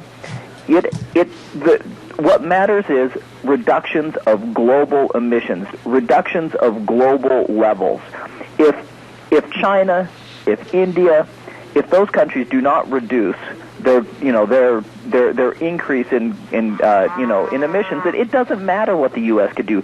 The U.S. can stop using natural gas and coal and oil today, and it will have no appreciable impact on global warming. That's exactly true. Their science. That's exactly true. I mean, the caller is exactly right, and that is the problem. Absolutely true. Caller, good morning. You're on the air. Go ahead, please. Good morning. They touched on such a subject, the president did, about trucks. I'm a truck driver. I love trucks. I think they're awesome. As time has progressed for decades, the fuel efficiency, and we have the diesel exhaust fuel system we got to run now, they're really, really clean, actually, than what they were 20 years ago. Do they also not understand the more regulations they put on a truck, the less things you're going to get in the grocery store? Or is he naive enough to think that, I'll just go out to the grocery store for new golf clubs and tees and shoes? If the truck ain't bringing it, he ain't getting it. That's exactly right. Good point, caller. And I want to reiterate a point to that caller, Daniel. I don't think anybody with the CBO or the Obama administration or anyone has factored in the inflation factor of what this is all going to cost as it delivers goods and services to the general public because of these new standards. No, that's right, and that is the problem. But the way that this is going to work out in the regulatory sphere is that the administration is going to come out with their rule. It will be hundreds of pages. There's not going to be all that many people that look through the rule. And when you do, lo and behold, by twinkling their little magic wand, it'll say, oh, you know what? Not only is this not only is this good for the environment, but it will actually save truckers money, which is like absolutely insane. And but that's the sort of thinking that comes out of Washington these days. Yeah, but when you say that, it's that simple. But it isn't. it isn't even that they don't even acknowledge that it's a possibility that it won't save people money, and that is why that they are just, they're just wrong. Yeah, but Daniel, you are a sharp young man. You're a sharp guy, and that's why you have the position you have. You're very articulate. You know what's going on. But to come out and tell the general public, oh, well, if you buy these new trucks at maybe $120,000 or maybe more, I'm just guessing and giving a guesstimate as to what it might be. It might be a lot more than that, closer to 200,000. You could drive that old truck for a long, long time at the cost of diesel without having all that garbage on it and save a lot of money. And that's why I'm saying we're going to go into being an older or used car and pickup society because people can't afford to buy new with all the garbage they've got to pay for. Yep. I mean, it's that simple because, trying to get, dramatically higher fuel efficiency, dramatically higher fuel economy out of new trucks, that's the only thing that they can regulate under current law is new trucks. That's going to increase the cost. I mean, there's no two ways about it. There's no engine manufacturer out there that just says, well, geez, you know what? We've always been able to increase fuel efficiency for free, but we just haven't done it. No, people want fuel efficiency, but they want fuel efficiency, and they want to balance that with power, and they want to balance it with reliability. They want to balance it with safety, and it's the balancing of those things that people do every single day. That truck owners do. The people that are looking at buying new trucks, they balance all those things, and they figure out what works for them, what works for their situation. The problem with these kind of mandates, it's the federal government coming in and say, you know what, safety doesn't matter as much, your comfort doesn't matter as much, the particular things that you care about don't matter much. What the thing that you have to care about the most is fuel economy, and that's just it's just absolutely wrong.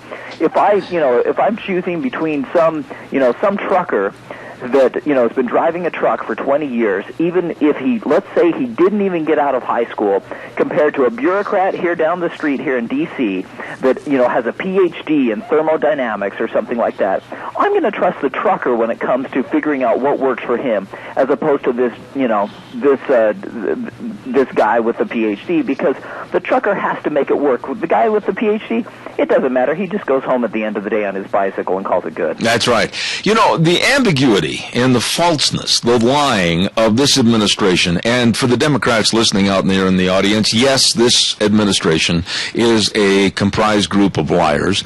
By saying one of these, this is a sentence out of some of the cheat sheets that were sent to me on this issue. It says, by setting new standards for our trucks so we can keep driving down oil imports and what we pay at the pump. What a lie. Daniel, we are producing more oil in this country than ever before. We've got the capability to go for hundreds and hundreds and hundreds of years as being the world exporting leader on oil, and yet this administration keeps saying, well, we got to cut down on oil imports and what we pay at the pump. We could cut the gas down to right now today less than $2, maybe even $1.50 a gallon, if they would let things go in this country as progress and free enterprise. Would you agree or disagree?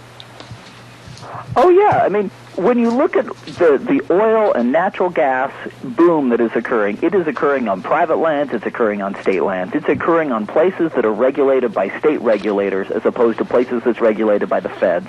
There is, one of the challenges with the hydraulic fracturing revolution is that it takes more energy and, more effort because you have to shatter rock to get out oil and gas out of that rock. And it's fantastic technology, and my hat's off to those guys that figured out how to make it work, and those guys that are out there working in the oil fields every day, making domestically produced oil.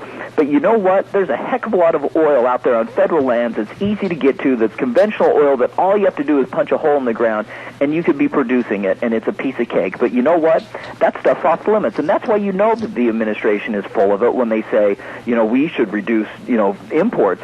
No, they don't care about reducing imports, but what they do know is that stuff, that is the stuff that the public wants to hear, and so that's the stuff that they say. That isn't the stuff that they mean, and that is the problem.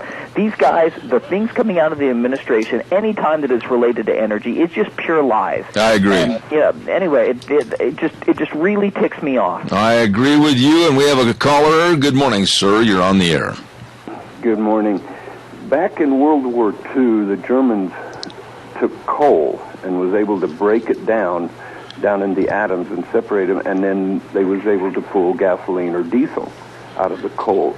This technology's been around for years, and years ago I was listening to a guy talk, and he was saying that the state of Montana has enough coal, if they was to do this with it, could supply the U.S. with gas and diesel for over 500 years. Oh, easy. I'll have Daniel respond to that, and we're just about out of time. Go ahead, Daniel, please. Yep, it's called the Fischer-Tropsch, I guess that's how you pronounce it, process, and it turns coal into to gasoline, as well as other products such as similar to natural gas. We have the technology; it's old technology, but you know what? Because it comes from coal, that means that this administration will oppose it at every turn. That they'll do everything that they can to stop it. The United States has more coal than any other country on the planet. At our current rate of use, we have enough coal to last literally thousands of years. But the administration, their number one goal when it comes to coal is to keep it in the ground, and that's why it'll be very difficult to do that. But the caller's exactly right. We have the technology. It is possible. The challenge is, one, the cost, and then two, the regulations that will really just make it impossible. With oil at $100 a barrel, the cost isn't a problem. Yeah. I want to ask you a question, and I don't mean to put you on the spot, but I would like your professional opinion on this. Do you think and anticipate that this next summer we're going to see severe price increases at the pump? No, and the only reason is, I think the administration would like that. I think that, their goal is to, make, energy prices necessarily skyrocket. However, because there still is private land in this country, and because oil is traded on a global market, that we should not have prices dramatically increase. But you know what? You can't put anything past these guys. Absolutely. Their goal is higher prices, and they will do what they can do to increase. To increase energy prices. So while I don't think it's going to happen because of the American people, because of the American worker, because of domestic production, it's certainly a possibility. All right. Well, Daniel Simmons with the Institute of Energy Resources and Research, I appreciate it. Thank you so much. God bless you, and come back soon. You did a great job. We like having you on the program. Thanks, Zeb. Have a great day. Thank you, sir, very much. Very interesting conversation, and Obama and his henchmen. I clench my fist every time I have a story about Obamacare or the silly climate change.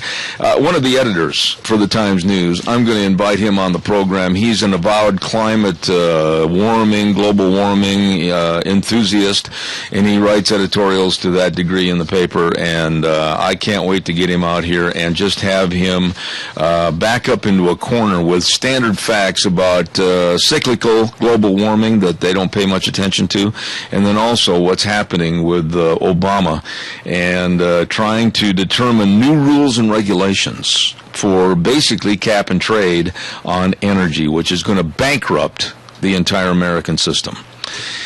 Oh, you know what? I got to take care of a bunch of things here right now. But first of all, I want to tell you about Let's Ride Highway 24 in Rupert. Oh my! They've got those great big side-by-sides there. Those ATVs? You can just sit there with your lovey and you can sit next to each other and go up in the hills and take pictures and have a ham sandwich together and everything. Oh, it's wonderful.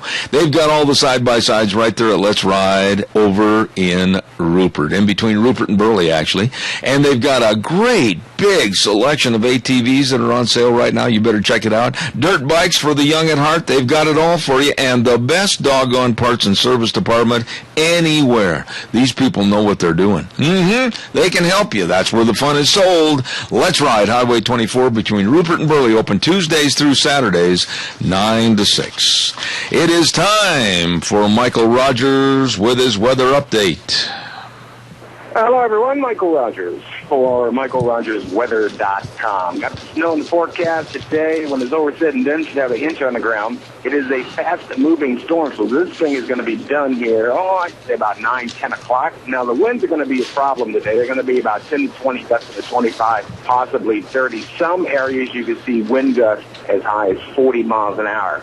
It'll taper off later on today, partly cloudy for tonight and also for tomorrow. Now, the temperatures are going to get cool, but not as cool as some cold fronts come through. You're looking today at a high of 39. You're going to start to warm back up tomorrow as you work your way back toward the weekend where you'll see temperatures in the low to mid-50s. Other than that, have a great day. Enjoy the weather. The only weather you got. Thank you, Michael. I appreciate your weather update. MichaelRogersWeather.com. Hey, by the way, coming up this Saturday, I've been telling you every day about this. I'm going to tell you again right now, the 15th annual chili cook-off and free chili feed is going to be at Magic Valley Tires over in Paul, Idaho, and it's going to start at 10:30 in the morning on Saturday. Now, here's the deal. If you want to enter a chili, your chili, in the contest, why don't you do so? Because they're going to have the judging at 10:30. And they're going to have cash prizes for the top 3 chilies. I'm telling you, this is a ripping good deal. And then at 11 o'clock, they're going to start the big feed, a free chili feed. And they're going to have cinnamon rolls, and Smiling Max and the rest of the family are going to be over there. This is a great time. No energy shortage over there. 15th annual chili cook-off and free chili feed coming up at Magic Valley Tires in Paul, Idaho this coming Saturday. Chili judging at 10:30. Feed starts at 11. If you'd like to enter, call Amber at 438-8444. Going to be good. You better not miss that. Okay, let's see what else have I got. Oh, and another thing I forgot to tell you, too. I want to remind you one more time. Sportsman's Warehouse in Twin. Have you been there? You haven't? Shame on you. 1940 Bridgeview Boulevard in Twin Falls, Sportsman's Warehouse. Reese Woodmeyer, a good buddy of mine, the manager. They're having their customer appreciation sale. It starts today, and it's 10% off. Everything almost in the store. Yeah, I mean, on camping materials, sleeping bags, tents, binoculars, shoes, boots, waders, rods and reels. It's a customer appreciation sale.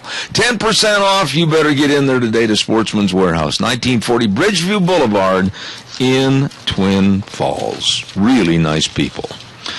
All right, give us a call, 436-2244, 1-866-927-4587. We haven't had hardly a chance at all to visit with Gina. Gina, do you realize that they have predicted for the northern tier states in the United States that for the rest of this month of February, there will be record-breaking cold and record-breaking snow? I am not surprised, and winter's kind of been odd a little bit this year, but some places are really being hammered. The East Coast, and if you want to talk to people, I'll bet you any money that those good old Southern boys and girls down in Georgia, you go down there and you sit at a pancake house and you start talking to them about climate change and global warming, they might just punch you right in the nose. Yeah, I don't think that they're buying into the whole global warming thing, especially. They don't see a lot of snow down there, and they are just being deluged with it, and so they're not going to buy into it. You imagine these big old boys down there in the South. Now, have you ever been down to Georgia? I've been to the very, very northern tip of Georgia. Okay, now I've spent a lot of time in the Atlanta area when I announced the Olympics in 1996. And you get these big old boys down there with their shirt sleeves cut off, kind of like Larry the Cable Guy, and their baseball caps frayed on the brim and everything, and they got those great big high-rise pickups with the great big tires and everything. And you give those guys some frozen ice on the roads, and what do you think you have, my dear lady, besides a huge problem? You have a lot of people that don't know how to drive, and basically it's like, hey, four-wheel driveville. That ain't going to cut it with these boys. These old boys are ready to get in and do some gear shifting, and boy, they end up out in the trees, in the marsh, over in the barrel pit, and everywhere else. They might know how to mud, but they don't know how to drive in the snow, and I think that's ultimately funny. It was really kind of comical because the minute that I said big old boys from the South coming up here, Kelton Hatch just walked in the door.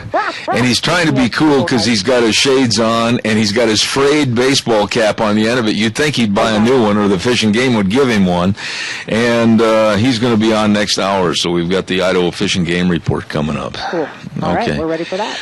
There was something else I was going to ask you about, but I can't remember. Oh, I know what it was. I've got a public service announcement here real quick. Oh, okay. Minnecash Lincoln Day luncheon, and meet the politicians and talk to them. March 1st at 2 p.m. at Maury's Steakhouse in Burley. Don't forget, tickets can be purchased at the door for $25 each, and believe me, that's a well-spent check of $25 to get in there and talk to your legislators and find out what's going on. Contact Chairman Gary Koss at 312-9374 from Minidoka County, or Chairman Wayne Hurst of Cassia County, 654-2037. Once again, that is going to be at Maury's Steakhouse, March 1st at 2 p.m. I'm going to be there. I'm not going to let an old broken leg stop me. I'm going to be there on March 1st. Going to be good. Coming up next hour, if you leave things alone on the desk and stop playing with everything, will be Kelton Hatch with the Idaho Fishing. Oh, my gosh. If Jerome Hansen's listening over at the big office of Fish and Game, go buy this guy a bunch of little squishy toys or something so he's got something to play with over at the office. But Kelton Hatch with the Idaho Fishing Game is going to be on this next hour, as he is once a month. And believe me, that's plenty. We'll be back in just about 6 minutes with more Zeb at the Ranch. Don't you go away. Oh, my. I see blue sky out there and what looks to be like a lot of wind, too. And, boy, those clouds are really sickling past the window. And somebody that just blew in is Kelton Hatch with the Idaho Fishing Game. I'm going to turn your microphone on and say good morning to everybody. Good morning, everybody. Yeah, hey. I understand the last time you were on the air, we left the mic open, and you said some things that really entertained Doug McGargle. I did. Yeah. Doesn't take much to entertain McGargle, does it? No, he's pretty simple. Oh, really? You said that, I didn't. Yeah, hopefully he's listening. Is there anything you haven't played with yet on the table over there? I haven't. The horse. Leave the horse alone. You've got his neck broken and the stuffing's coming out. I didn't break his neck. It was broke. Yeah, Ladies and gentlemen, here's a guy. How old are you now, 50? Yep, you just turned 50. And yeah, a while ago. Yeah, a while ago. And I've never seen anything. I've got about a baseball, and I've got a whole bunch of squidgy stuff over there. If you touch one of those cords while we're on the air this morning, one of those knives is going to be sticking out of your nose. I've been wanting one of the knives. I'm not going to give you one. Anyway, Kelton Hatch with the Idaho Fishing Game on the program, open for all your phone calls, everything. Okay, we're getting some snow finally. We are. It's awesome.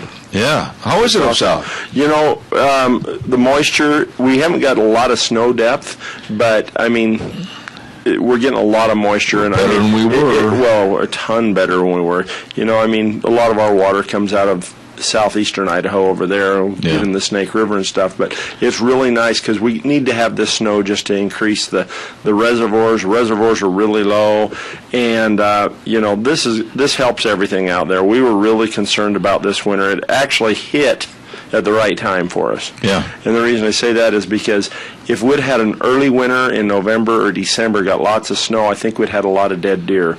Deer went into the winter in pretty rough condition. They were thin. Not a lot of fat on their backs. They don't gain weight over the winter. And so with it coming later like this, I was up in the South Hills the other day hiking around, and we're always starting to see green up in some of those, on those south-facing slopes. You're starting to see, new grasses popping up, and that's good because you want a slow green up for the deer so they don't get too hot a feed too early, and it looks like we're going to have a really good overwinter survival. Well, let me try a different mic cord. Go ahead and say something on that. Can you hear me now? I'll use the original. I'll use the original. Now, you say you were up hiking. Now, did you have to go up by snow machine, or could you possibly get up there by pickup? Well, where I was at, it was just my wife and I. We went up and drove, parked, and just went for. We had President's Day off, so I decided to go up and just hike around and look at some deer. What kind of a snow depth are you looking at up there in certain places? You know, when you get up by Magic and stuff like that, you're 2-3 foot. Really? And so, things are looking pretty good up there, and so we're excited to see the snow. I love, people don't like it. They get cold and miserable and the roads get slick, but man, we needed the water for the fish and the wildlife. Yeah. And so it's good. And the agricultural industries, I mean, it's critical for them. And so, well, look, we were ready 2 weeks ago. There was an edict coming down the pike that we might have to literally shut down almost 200,000 acres. Oh, I know. I know. And, we're not out of the woods yet for that. Yeah. But it's really nice to see the precip. Oh, boy. Hey, big game meeting set. Proposed changes. What are you talking about? Well, first off, we have... people think it's funny when I say this is one of our busiest times of year, but, winter months are, in the spring is our busiest time of year. Right now we're having, we've been talking to sportsmen, come up with some suggested ideas, for possible season changes for next year. We've got big game scoping meetings is when we try to go talk to the public and find out what their thoughts on some of our proposals are. The meetings are going to be held. We're going to be in Sun Valley on February 24th, and then we're going to be in Burley at the Minidoka Room at the Burley Inn on the 25th. Of this month? Of the February. Of February, okay. And then on the 26th, we'll be at the Magic Valley Regional Office. So if you can't hit one of those, just give us a call. But the things that we're talking about, we got a lot of proposed season changes. If you go to the Fish and Game website at fishandgame.idaho.gov, you can click on the Magic Valley region, and it will show you all the proposed season changes. You can comment online, but some of the main ones are like, we're looking at Unit 54 down here. Archery hunters have gone from about 230, 250 10 years ago to around 900 now. Are you kidding? It's gone that much? Yeah, it's been increased? It's really increased, and we get a lot of comments from folks. Wow. Biologically, we're not seeing any problems down there with the number of deer. Archers are taking about 17% harvest success. Why is archery growing in popularity? How would you describe that? Well, because you can't, there's a lot of people, it's a 1 in 6 draw for rifle down here in the South Hills. Yeah. Our major population of people live right here near the South Hills. You got Twin Falls, you got Murtai, you've got Kimberly, you got Buell, Filer. Everybody lives right next to the South Hill. They want to have a place to hunt. Yeah. And so they can't get a rifle tag, so they pick up a bow. Really? And so we're getting a lot of increase. It's longer seasons. I bow hunt. I've shot a lot of deer. Are you any good with a bow? Well, I can hit my pie plate at 30 yards consistently. So really? I'm happy. Oh yeah. You have one of those bows where all the wheels and the bells and the whistles and everything? I do. And why? Because I like shooting it. It's Yeah, one of those bows. whatever happened to really being like the old Indians or the mountain men? I've got one of those too. Well, why don't you use it? Because that one takes lots and lots and lots of practice to be consistent, and the arrows travel about 190 feet per second. Where with my compound bow, I can shoot a few arrows a day. A person can set the bow down, pick it up a month before the season, start shooting a few arrows a day, and they're right back on. The velocities are a lot higher, so your aiming points are more consistent. It's just easier to shoot. It's just easier to shoot. Well, now, do you still have to wear the arm guards on your left hand? I don't, because I always, when I was using my bow and arrow back in Wisconsin, I would always end up with the skin being peeled off my left forearm. Your bow was too heavy for your pull. It was too heavy of a poundage because you cranking too hard. I try to shoot with a looser grip and with just a little bit of bend in my elbow. Yeah. To keep my, it makes me much more consistent. And so you don't overcam your elbow to lock it out, and so then you don't flap your forearm. Oh. That hurts. Yeah, it does. It'll mark you. It makes you want to dance on one leg in a big circle. Yeah, you do that with a compound bow, and it'll take the first couple of layers of skin off. Ooh, boy, I can't wait to try that. Yeah, no doubt. I've got a bow you can shoot. Yeah. Anything else about the big game meeting? Well, we've got some of the biggest things we're looking at is our elk hunts. We're looking at a ton of elk hunts down south. We've just got so much crop damage and issues going on where you really need to go online. We're looking at a lot of different changes in 55 down there behind Burley, right around Burley, 56, 57, 54, all the units across the southern part of the state. We're looking at increasing elk tags in some of those areas. Maybe greenfield hunts. We've got some stuff going on up north in 39 and 48 around Sun Valley and over by Featherville and Pine. So there's a lot of big changes that we're looking at doing with elk. Elk numbers are really coming back. So in some of those areas, and a lot of them are in the ag fields, and so we've got to do something to manage them a little bit. Okay, we've got a caller with a question. Good morning. You're on the air. Good morning. I need to know, or would like to know, are they getting any closer to finding the poachers who took deer out of Albion in December? The 2 bucks that were killed, and all they did was took the cape and left the rest of the animal to rot. Oh, brother. Okay, go ahead. That's a very good question. Thank you for calling. What about that? We're still working a few leads, but we haven't got that much closer. So if anybody has any leads or things, you bet. give you a call. Yeah, Citizens Against Poaching. You can either contact them or you can just call the direct office and we can put you in for a cap reward. But no, those things are pretty disturbing. People harvest those animals and take the capes off and then sell them and things like that. And when they waste the whole animal, it's pretty frustrating. You know, I don't know what goes on in their mindset. What kind of people are these? Well, I go back to the story that you brought me that one time about where they found, like, what was it? I don't want to exaggerate, but I think you said there was like over 150 head of Canadian geese stuck inside of a dumpster? Yeah, we're in Soda Springs. Why? It's greed. I don't know. I don't know. I really don't know what clicks in people to do that. I can understand the people that want to go out there and they really push and want to harvest their limit every time. It's kind of funny. People go through different stages, and some people just go into bad stages like that. And so, I guess. I hope they catch those people. I hope they catch them. So, one other thing I forgot to say, though, Zeb, is on those open house meetings, they're all from 5:30 to 7:30. So stop by, talk to us, or go online and look at those proposals. You can come by. We'll have a half a dozen of us there to talk to folks, and so come by. All right. Hunter education classes and big game controlled hunt applications begin in May, and here it is already the middle part of February. And the reason I put that on there is you wouldn't believe the number of procrastinators. Oh, yeah. I'm one of them. But May is not that far away, folks. If you've got somebody that you want to put in for a controlled hunt, get going right now. We got a ton of classes coming up over the next few months for hunters education. Get online. Register for those. You can go to our website again, fishandgame.idaho.gov. You can find it. You go on there, click on the Hunter Education portal. It'll take you in there, show you all the classes that we have in the valley, when they start.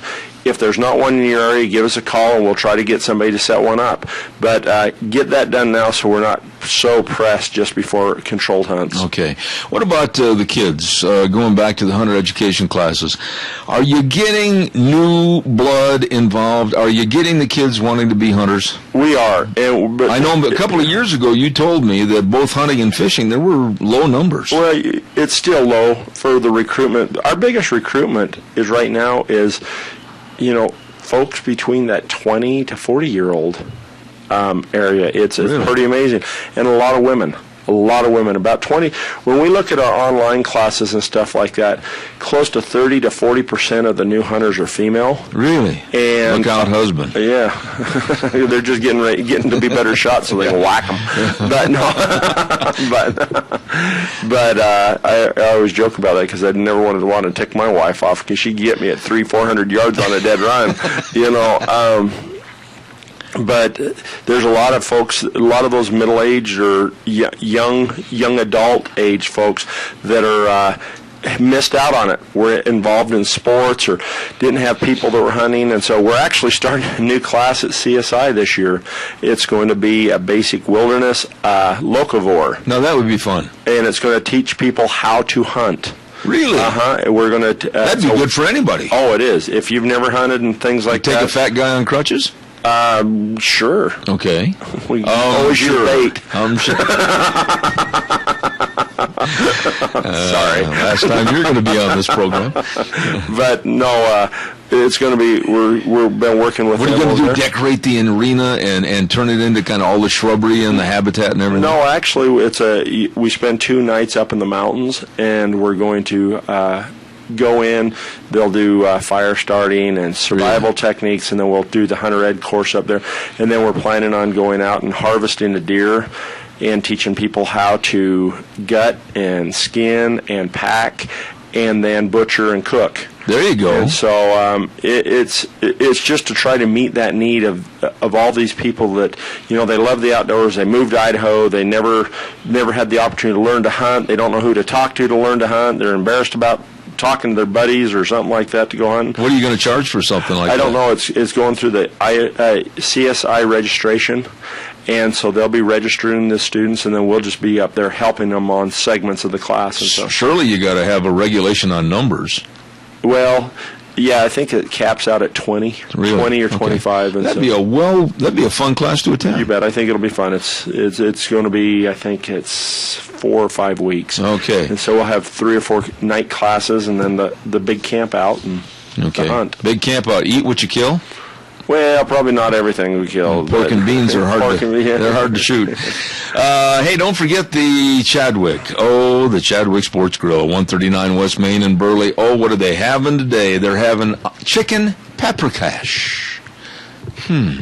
Over steamed rice for just $5.95 with super salad. That's delicious. I don't know if I pronounced it right, but I'd have had it. It is good. You're going to love the food. You're going to love the service. You're going to love the environment and the atmosphere at the Chadwick Sports Grill, 139 West Main in Burley. Stop in and see them today. Let's see, trapping meeting, looking for participants. I want to just say this up front before we get into this. I am sick and tired of the sanitized society of people that are moving in here from the urban areas, whether it's Chicago, whether it's New York, whether it's even Sacramento, and condemning and damning the people that live in the outdoors, and basically cursing the trappers and writing letters to the editor saying how heinous that is, and it's absolutely ridiculous. They all should be stopped. There is a place for trapping, and a necessary place for trapping, and Idaho is one of those places. Am I wrong? No, you're not. I mean, the thing is people don't like trapping until something that needs to be trapped is bugging them. You know what I mean? If people are living on a river and they've got a culvert near their house and a beaver comes and puts a dam in front of it and floods their house out, all of a sudden that beaver needs to die. Oh, yeah. But before that, there was no reason to have trapping until that, and that's the only beaver in the valley that needs to die because that's the only beaver that is actually causing problems. That's wrong. We use hunting. If we get rid of all the people in Idaho and everybody left, yeah, we wouldn't have to have hunting and fishing. I mean hunting and trapping. But as long as we got folks here and we've got the resource, we have to use hunting and trapping as a management tool. Are there fewer people today than there were 10 years ago involved in trapping? You know, we've actually had quite a bump in it since we started the wolf trapping. Really? We've had an increase. Yeah, there for a while was only at about 500 to 600 trapping permits. Do they have to go get a statewide. special permit and license? You do. You pick up, it's a June to June trapping license. You pick it up, and we're offering some classes because we got so many people that are interested in learning to trap. It's kind of like hunting. There's a bunch of folks out there that are getting kind of there up a little bit, and they want to get out and learn how to trap. So we're doing some trapping classes. We have the wolf trapping classes. I've taught several of those. It's amazing the number of people that have never, set a trap that's interested in taking that class, and then we offer that basic trapping class when we get enough people interested. I would imagine, now I'm very naive when it comes to this with the wolves and the trapping, okay? I'm going to show my naivete. But I would imagine that trapping wolves would be extremely difficult because of the precautions, the human scent, everything. I mean, they're not stupid. Well, canines just in general are one of the tougher critters to trap, and so, if a person can trap coyotes, they can trap wolves. Really? However, the traps are, you throw five Bridger number 5s on your back, you're looking at close to 100 pounds of traps. And so, wolf traps are a lot heavier. We put a lot of our classes we talk about is just, people have this vision of trapping is this trap that goes in there and breaks the leg bone and stuff like that. Yeah. But we don't want to do that. We have typically laminated jaws on the trap so that the jaws don't even go fully closed because we don't want, if you trap something, you don't want them fighting the trap so much that it ruins the pelt value on them. And so, there's people that are opposed to it, people that are okay with it. And actually this meeting, what it's about is to try to find a happy medium. We had an incident up in northern Idaho where a guy set a 330 conibear, which is a box or a kill trap. It's a square box trap. It's not a box trap. It's it's shaped like a square, but it's a kill trap. So an animal sticks its head in there. I see. It clamps down, suffocates them. Yeah.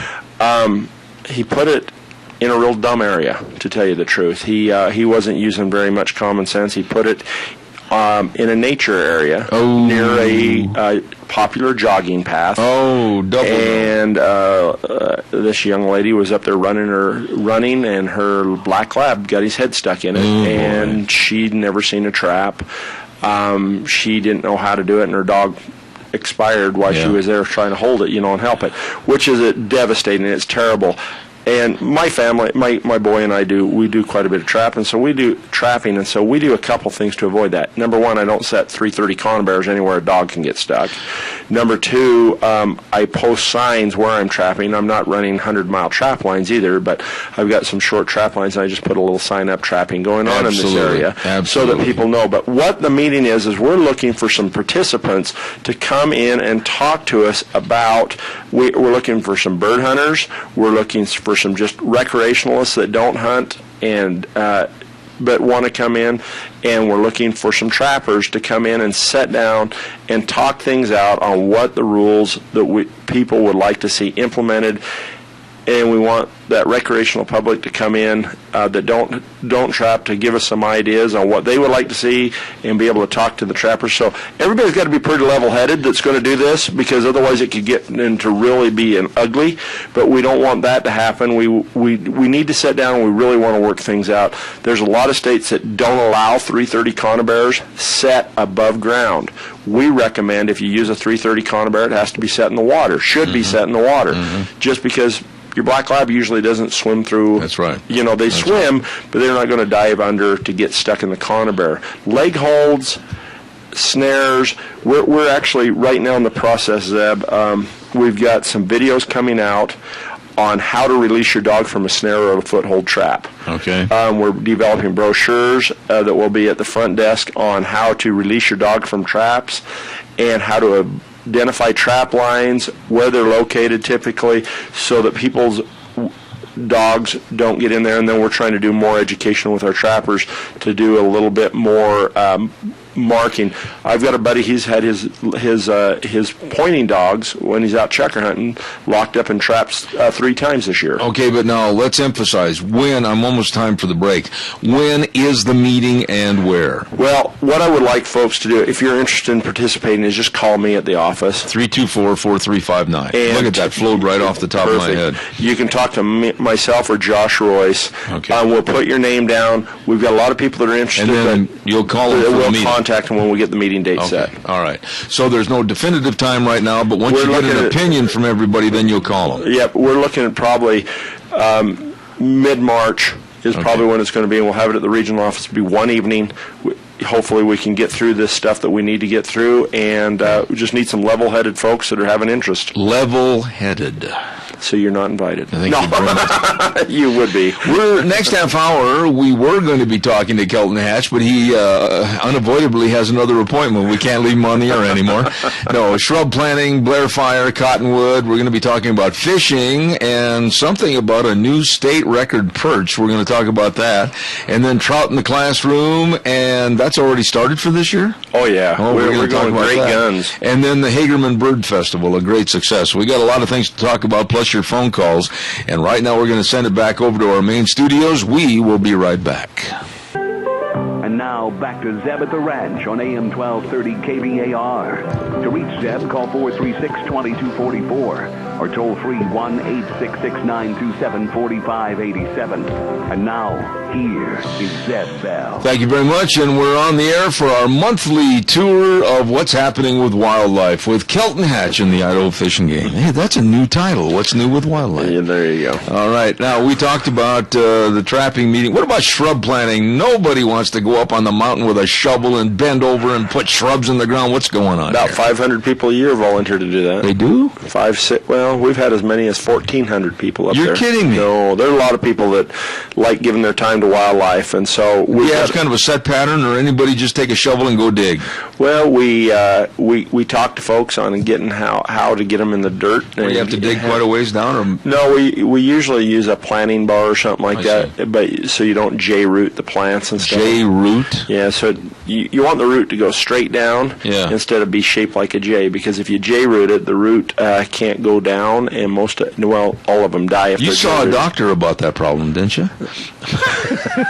Never mind. No. Okay. But no, we've got 3 planting Didn't mean to mess you up there, Chief. We got 3 planting spots this year. We're going to plant over in the Blair Fire area that's north of Bliss in Unit 45. Oh, by the way, I was going to ask you when I saw that Blair Fire, what about the deer and the problem you had over there? You know, with such a mild winter, those deer have been able to go about everywhere. You know, we still have a lot of we could have a lot of problems if we ever get when we get a bad winter, until that brush and the sagebrush gets back up there. But it should be coming back a little bit with the grasses and everything this year, shouldn't it? It'll take 15, 16 years to get it back to where it can hold an animal. Really? Wow. Maybe even 20 on some of those areas. And so, no, we're not out of the woodwork yet, out of the woods yet. And so that's why we're having a big planting over there. We're also going to plant down here at Cottonwood. We had the big fire down here in the South Hills 2 years ago. So we got a planting going on down in those areas. And then at the Point Ranch over there on the backside of Unit 54, just between Jackpot and Rogerson, we're going to be planting up above there on some of the... That'd be on the East Mesa right there. Yep. Yeah. Right over there. Okay. We've got some planting. A lot of deer winter over in that country. And so if you're interested, contact Mark Fleming at the office. His number, again? 324-4359. Very good. Okay. Now, so you get that many people volunteer to come out there? Oh, we get tons. Lots of school groups, ag groups, 4-H groups, FFA groups. Wow. Just volunteers. You furnish them anything? You know, we usually furnish them water, maybe a cookie or two. A cookie? Woo! It is good times with the fish and game. Yeah. Well, you'd think you could at least offer them a sandwich or something. On some of them we do. Some of them we do. It just depends on how far away it is, how big a plant it is. Just don't leave Hatch in the pickup. Yeah. Good morning, caller. You're on the air. Yeah. Hey, a little different subject. I'm wondering on these sage grouse, why can't they be rooted out and raised up and released in some of the areas where they think they're short? That is a very good question, and I'm going to have them answer that on the air. I appreciate your call. Thank you. Why can't they? You know, we could. I just don't know what the survival... There's a reason... I've heard this several times, and I definitely understand where people are coming from on this. There's a reason that the sage grouse are disappearing. Predators. It's cheatgrass, weeds, old decadent sagebrush stands. Yeah, but if we look at the overall picture on anything, it's going to come back to predator control, too. Well, predators, I would, in certain areas, corvids, all your ravens, magpies have a huge impact. We're actually doing some research on that this year where we're poisoning. But the man brings up a good point. It does. Well, it's kind of like on our roosters, on pheasants, we have about a 1 to 2% survival rate after 2 weeks when we release them. If we release a group of pheasants on anywhere, and they're radio collared, less than 1 to 2% of them survive because they've been raised in a pen. Yeah, but wait a minute. Let me ask you a scenario here. Why couldn't the pen, quote unquote, or area, quote unquote, be in the area that they be released in so that they would be cognitive of basically where they are in their surroundings? Because you'd still have to have a net above them. If you didn't, the raptors would come in. I raised Hungarian partridges for several years because I raised pointing dogs and sold quite a few of them when I was outfitting. And it was amazing how many Hungarian partridges I would have dead inside my pen. Really? Because owls would come by, flush them. The birds would try to get out of the pen, and then they'd rip their heads off trying to pull them. Owls. Who? And cats along the fence line when they'd be roosted and stuff. They just they haven't had their mother around in a wild setting to teach them how to survive. Chick survival is 1 to 2 typically. Sometimes you get bigger clutches than that because of, predators and habitat issues. I mean, it could be something, but I guess we need to figure out why and take care of the reason why they're declining before we try to, because there's several thousand birds, thousands of sage grouse still out there. The population is less than half of what it used to be, according to documentation, but it doesn't really do us any good to put something back that's just going to die off again anyway, unless we can fix the problem why their population's dropping. Okay, and hopefully through work and study, not only with the Fish and Game but other groups, you bet, we can keep these birds from being delisted. Oh, most definitely. That's the last thing in the world. My family, listed, not delisted. Yeah, that's the last thing in the world we want to see, because we want to manage Idaho's wildlife. My family, I've got a vested interest in this. My family's ranched for 120 years on the same piece of dirt, and so we don't want to. Personally, it would devastate our family's ranch over there too, And so, no, we're doing everything we can on this, but cheatgrass isn't a good. We've got a lot of cheatgrass. We get Medusa head rye all over. It started over by Mountain Home. The prevailing winds have scattered it clear over to Bliss.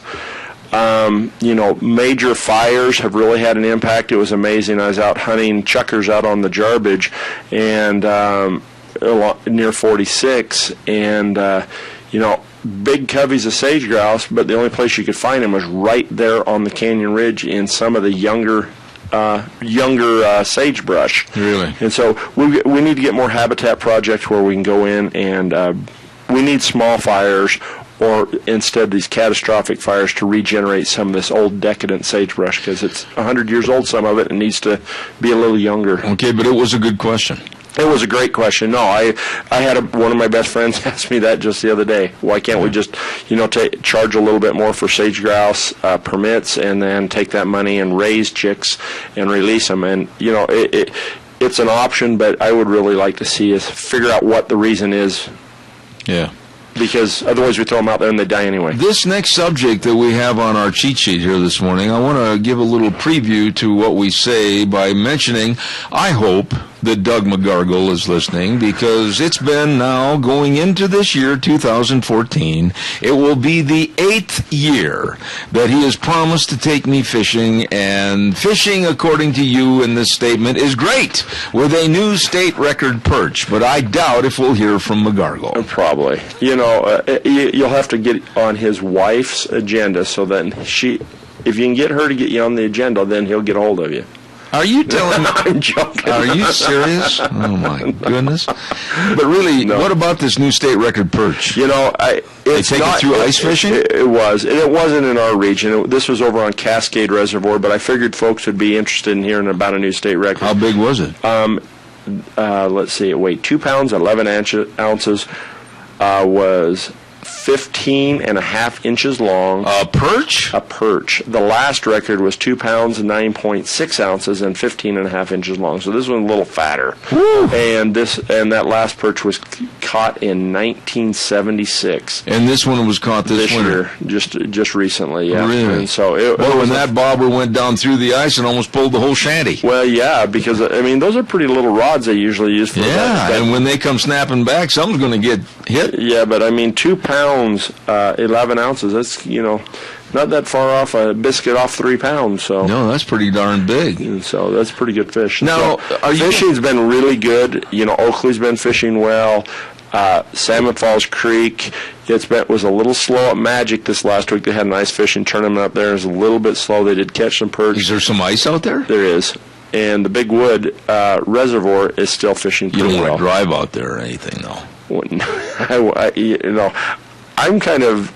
I'm not one of you boys from back there in the Midwest. When you say you boys from back in the Midwest, let me tell you something. Drive trucks out there. I drove out on the ice one time, and I heard this like that underneath the pickup, and I said to myself, if we get off of here, this is the last time. Yeah. No, I'm not going to walk out on it unless it's 12 inches myself. Well, I'll drive my truck. No kidding. But Trout in the Classroom has already begun for this year. Oh yeah, I just want to give folks an update. It's pretty fun. We've been starting we've gone in and talked to some of the students. We got about 2,400 kids signed up for TIC this year. And TIC, Trout in the Classroom. And are they raising the fish right there in the classroom? They are. We have tanks in the classroom. They raise them. We bring them in as eggs, and they watch them hatch. We come in and give them a habitat talk and talk about the natural cycle of fish and what it takes for them to survive. We do some stuff on a little bit of stuff on water quality and why ranchers have settling ponds at the end of their flood irrigation systems to try to keep the water clean and stuff like that. And we go through all that, and then we go back in and we just started dissecting fish with the students. No, wait a minute. Amazing. Let me stop you right there. You take the fish that they raise? Nope. We bring bigger fish. I see. And we bring some bigger fish in, and we dissect the fish so they can understand the anatomy. We do that with the teachers in the anatomy portion of the class, and it's amazing how many little girls will get into the dissecting and the little boys don't want to get their fingers dirty. Are you kidding me? No, it's kind of the wussification of America. It is. It's frustrating. We get some of the guys that are still guys that dive in there and their blood and guts up their elbows, But the girls there's a lot of girls that dive right in. The girls are hardier than the boys. In some What classes. is this world coming to? So good heavens. Good morning, caller. You're on the air. Yes, I live in Oakley, and I fish the reservoir quite a bit. It gets tremendous pressure. Right now, it's probably 3 or 4 hours for fish, if you're that lucky. I wonder if there's any restocking plans for the area. All right, we'll put that on the air. Thank you. What about restocking? They have it on the list, Doug, as soon as things... I probably haven't mentioned this. One thing that we're doing, we're actually raising our trout bigger. So you're going to start seeing bigger fish planted. We had some research that was going on that when we plant 8 to 10 inch fish, we only get about a 10 to 15% return to krill that people are catching. So we've actually decreased the numbers of fish that we're raising, but we're raising them to 12 to 13 inches. Oh, my. Because when we release that size of fish, we get almost a 90% return to krill. So hopefully, within the next few weeks, we'll be getting out there in Oakley and some of these other places, dumping some of these larger fish in there. And I think anglers are going to be really excited because I think we're going to have less predation on the bigger fish. So people will be catching more fish and bigger fish this summer. How many fish can you haul in one of those fish trucks? Yeah, you'd have to ask Doug. It's always ask Doug this. Always ask Doug that. I'm sorry. I'm just not as up to on some of that. A lot. Does that work? There you go. more than 10. I've got a weather update with MichaelRogersWeather.com. We'll be right back. Michael, if you would, please. Hello, everyone. Michael Rogers for MichaelRogersWeather.com. Got snow in the forecast today. When it's over said and done, should have an inch on the ground. It is a fast-moving storm, so this thing is going to be done here, I'd say about 9, 10 o'clock. Now, the winds are going to be a problem today. They're going to be about 10 to 20 gusts to 25, possibly 30. Some areas you could see wind gusts as high as 40 miles an hour. It'll taper off later on today, partly cloudy for tonight and also for tomorrow. Now, the temperatures are going to get cool, but not as cool as some cold fronts come through. You're looking today at a high of 39. You're going to start to warm back up tomorrow as you work your way back towards the weekend where you'll see temperatures in the low to mid-50s. Other than that, have a great day. Enjoy the weather. The only weather you got. All right, Michael, thank you very much. And don't forget, too, our Founders Celebration going on at your Magic Valley Les Schwab Tire Centers in honor of a great man that I was so privileged to meet years ago, and that's Mr. Les Schwab up at Prineville, Oregon. And don't forget, they've got 7 great locations right here in the Magic Valley serving you with the best in tires, all the different tread designs, and they've got some passenger car tires starting at just $39.99. And also all the brake service, excellent brake service, front end alignment, shocks and struts, and of course the best in batteries. But service always reigns supreme at your Magic Valley Les Schwab Tire Centers. You stop in and see them today and check out Lane and Rupert, Dave on Blue Lakes and Twin, Mike and Buell, Mike and Jerome, the Twist family in Paul, John on Poline in Twin Falls, and Randy on Overland in Burley. Your Magic Valley Les Schwab Tire Centers. I have another quick question about trout in the classroom. Yep. All schools are participatory, or are you looking for more to get involved? We're really hitting our maximum carrying. If capacity on those, if I had a couple, if I had a junior high in one of the areas that, I mean, a lot of the areas are represented, but if we had a junior high, I like getting into the junior highs because one biology teacher has typically, or one or two biology teachers have all the students in their school. Yeah. So it limits the number of presentations and hours. It just, I love getting these kids out. It's sad to see the number of these kids that have never been out fishing. And you're going to have that again this summer, aren't you? Yeah, we will. We'll be fishing. We'll have the fish trailer going, but then we take all these kids after we do the dissection. We take all of them fishing. Really? Yeah, we'll take all these kids. We do about 2,400 students fishing before we start the fishing trailer. Those are kids from these different schools, and so we're like, well, yeah. So we're going to go back to Rocky's Pond. Well, we probably will for the Murtaugh kids. You bet. Boy, that was great. That was great. What's this about a Hagerman Bird Festival? What were they doing? All the birds gathered in one spot and had a great big party or whatever? They were having a party down there. No, the Prairie Falcon Audubon Society. The what? Prairie Falcon. It's the local chapter of the Audubon Society. Had a birding festival. Birding. Go down looking at birds. Okay. Down at the Hagerman Valley, brought about 200 different people into the area. Really? 300. First year. So what do they do? Walk around with binoculars? Well, they do. They have that. They have. They brought in some, people that specialized in owls and eagles and waterfowl identification. They had a bunch of seminars. This year they had jet boat rides up and down the river so that people could look at eagles. Are you kidding on the me? river? No, it was kind of a big hoorah down there. And when was that? Last week. It was cold last week. It was cold last week, and there's a bunch of folks down there. And they got on a boat? They got in a boat. They did walks. They went to the Billings Creek, Niagara, and Hagerman Wildlife Management areas. And they had, people that were artists and the whole 9 yards. Just to look at birds they froze to death? Yes. We have people from all over the world that come down to Hagerman to look at them. The next year they're going to be having it in February, the middle of February. Another warm month. Yeah. Well, one of the issues they had down there, a lot of our waterfowl had taken off, and so they weren't seeing as many waterfowl as they wanted to, so they're going to try to have it earlier. But you said owls and eagles. Owls and eagles. They did some night stuff where they went out and called for owls and stuff like that. Yeah, I've never done much birding myself. You don't look like a birder. Or does a birder look a certain way? I don't know. Khaki shorts and black socks? I don't think in February you do that. In Idaho. It's probably more like a parka. but no, I just wanted folks to know there's a lot of people that were out there. I think that it was the first year they've had this festival. I think it's going to get a lot bigger. So people would come in from all over, you said the world? Oh, yeah. Well, they can go down there. I mean, birders, they have... if you want to see kind of a funny movie, it's called The Big Year. The Big Year? Big Year, and it's talking about the birder. It's a birding contest. Yeah. Well, we have those people that come through the Hagerman Valley because they can go down there and they can check off 190 birds off their birding list. But they have to verify it with a picture? No, they just either by sound or visual. Like on the birding contest and stuff like that, they usually make them do it by visual. But there's an eagle. Yeah, and everybody checks it off. Yep. Okay. And there's a grosbeak or nuthatch or whatever. And I'm looking at one right here in the studio. I don't see your mirror.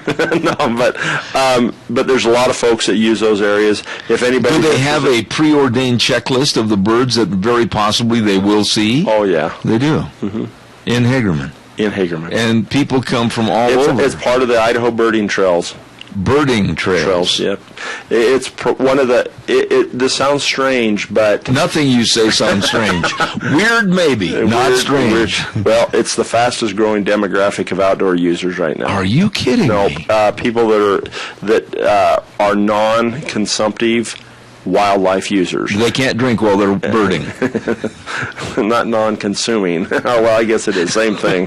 But they're just not eating what they're looking at. Is red. They're just not eating what they're looking at. That's the way I bird, is with a shotgun. I game birds, but okay. But there's a lot of folks that it's pretty amazing to me.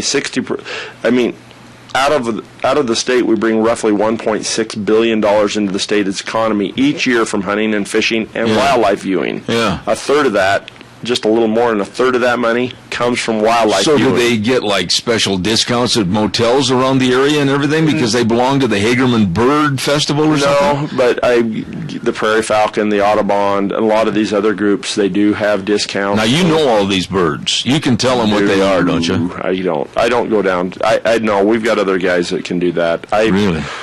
I'm poor. I know what a mallard What's the weirdest bird that we have here in the state? I don't know any of them that are weird, Zeb. Sorry. Yeah. But it was an honest question. Yeah, it is. Okay. And so, but, I forget what it's called. Somebody out there may know. Yeah. There's a bird that catches its prey and then hangs them on thorn bushes. Really? And lets the meat rot, and then they come back and eat it later. Oh, my. You'll see little, like, mice hanging on fences, like on barbed wire and stuff like that. And I can't remember what that bird's called. That's probably it's different. But Hagerman is conducive to bringing all these birds in. Yeah, that area, and so the South Hills. I mean, we got a lot of birds in the South Hills, and... and so a lot of people come here to view raptors on the canyon. Yeah. They were actually looking on the north side of the canyon, turn that into a raptor area. Why don't you do a little homework for next month in March and find out the name of that bird that hangs all of his prey on like laundry on a... Here comes somebody that knows. Somebody that knows. All right, quick call. I got 30 seconds. Go ahead. Oh, yeah. I saw the weird bird you're talking about several years ago in Alturas Lake by Stanley. Uh-huh. And it was an owl about 4 feet tall, had a wingspan between 14 to 16 feet, just huge. And he was hanging stuff on the line to dry and decay a little bit. No, he was on the ground eating something. Oh, okay. And I spooked him. That's how I knew how big his wings were. I couldn't believe how tall he was. As big as he is, I credit you for spooking him. It might have been the other way around. Anyway, God bless you. I got to wrap things up. Me too. Okay. All right, thanks. But find out the name of that bird. I will. And let us know. It's a thrush. Now, do these people come back at various times during the year? Oh, yeah. There's people that come from all over the country to go down there in the summer.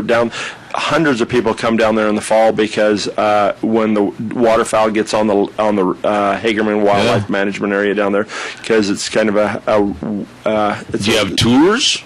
We don't have tours. Just people come in there and just go, we got bird watching areas and stuff like that. But do you furnish somebody from the fishing game to go say, now that's this kind of bird and that's that? Why don't you do that? Because a lot of them know more about all these little birds than we do. Oh. Because we look at them, but that'd be a good job and we do for have you. a non-game biologist that knows them. And we got a lot of people that are really into, that know the birds a lot better than I do. I can just say that. A change in avocations. Kelton Hatch, birder.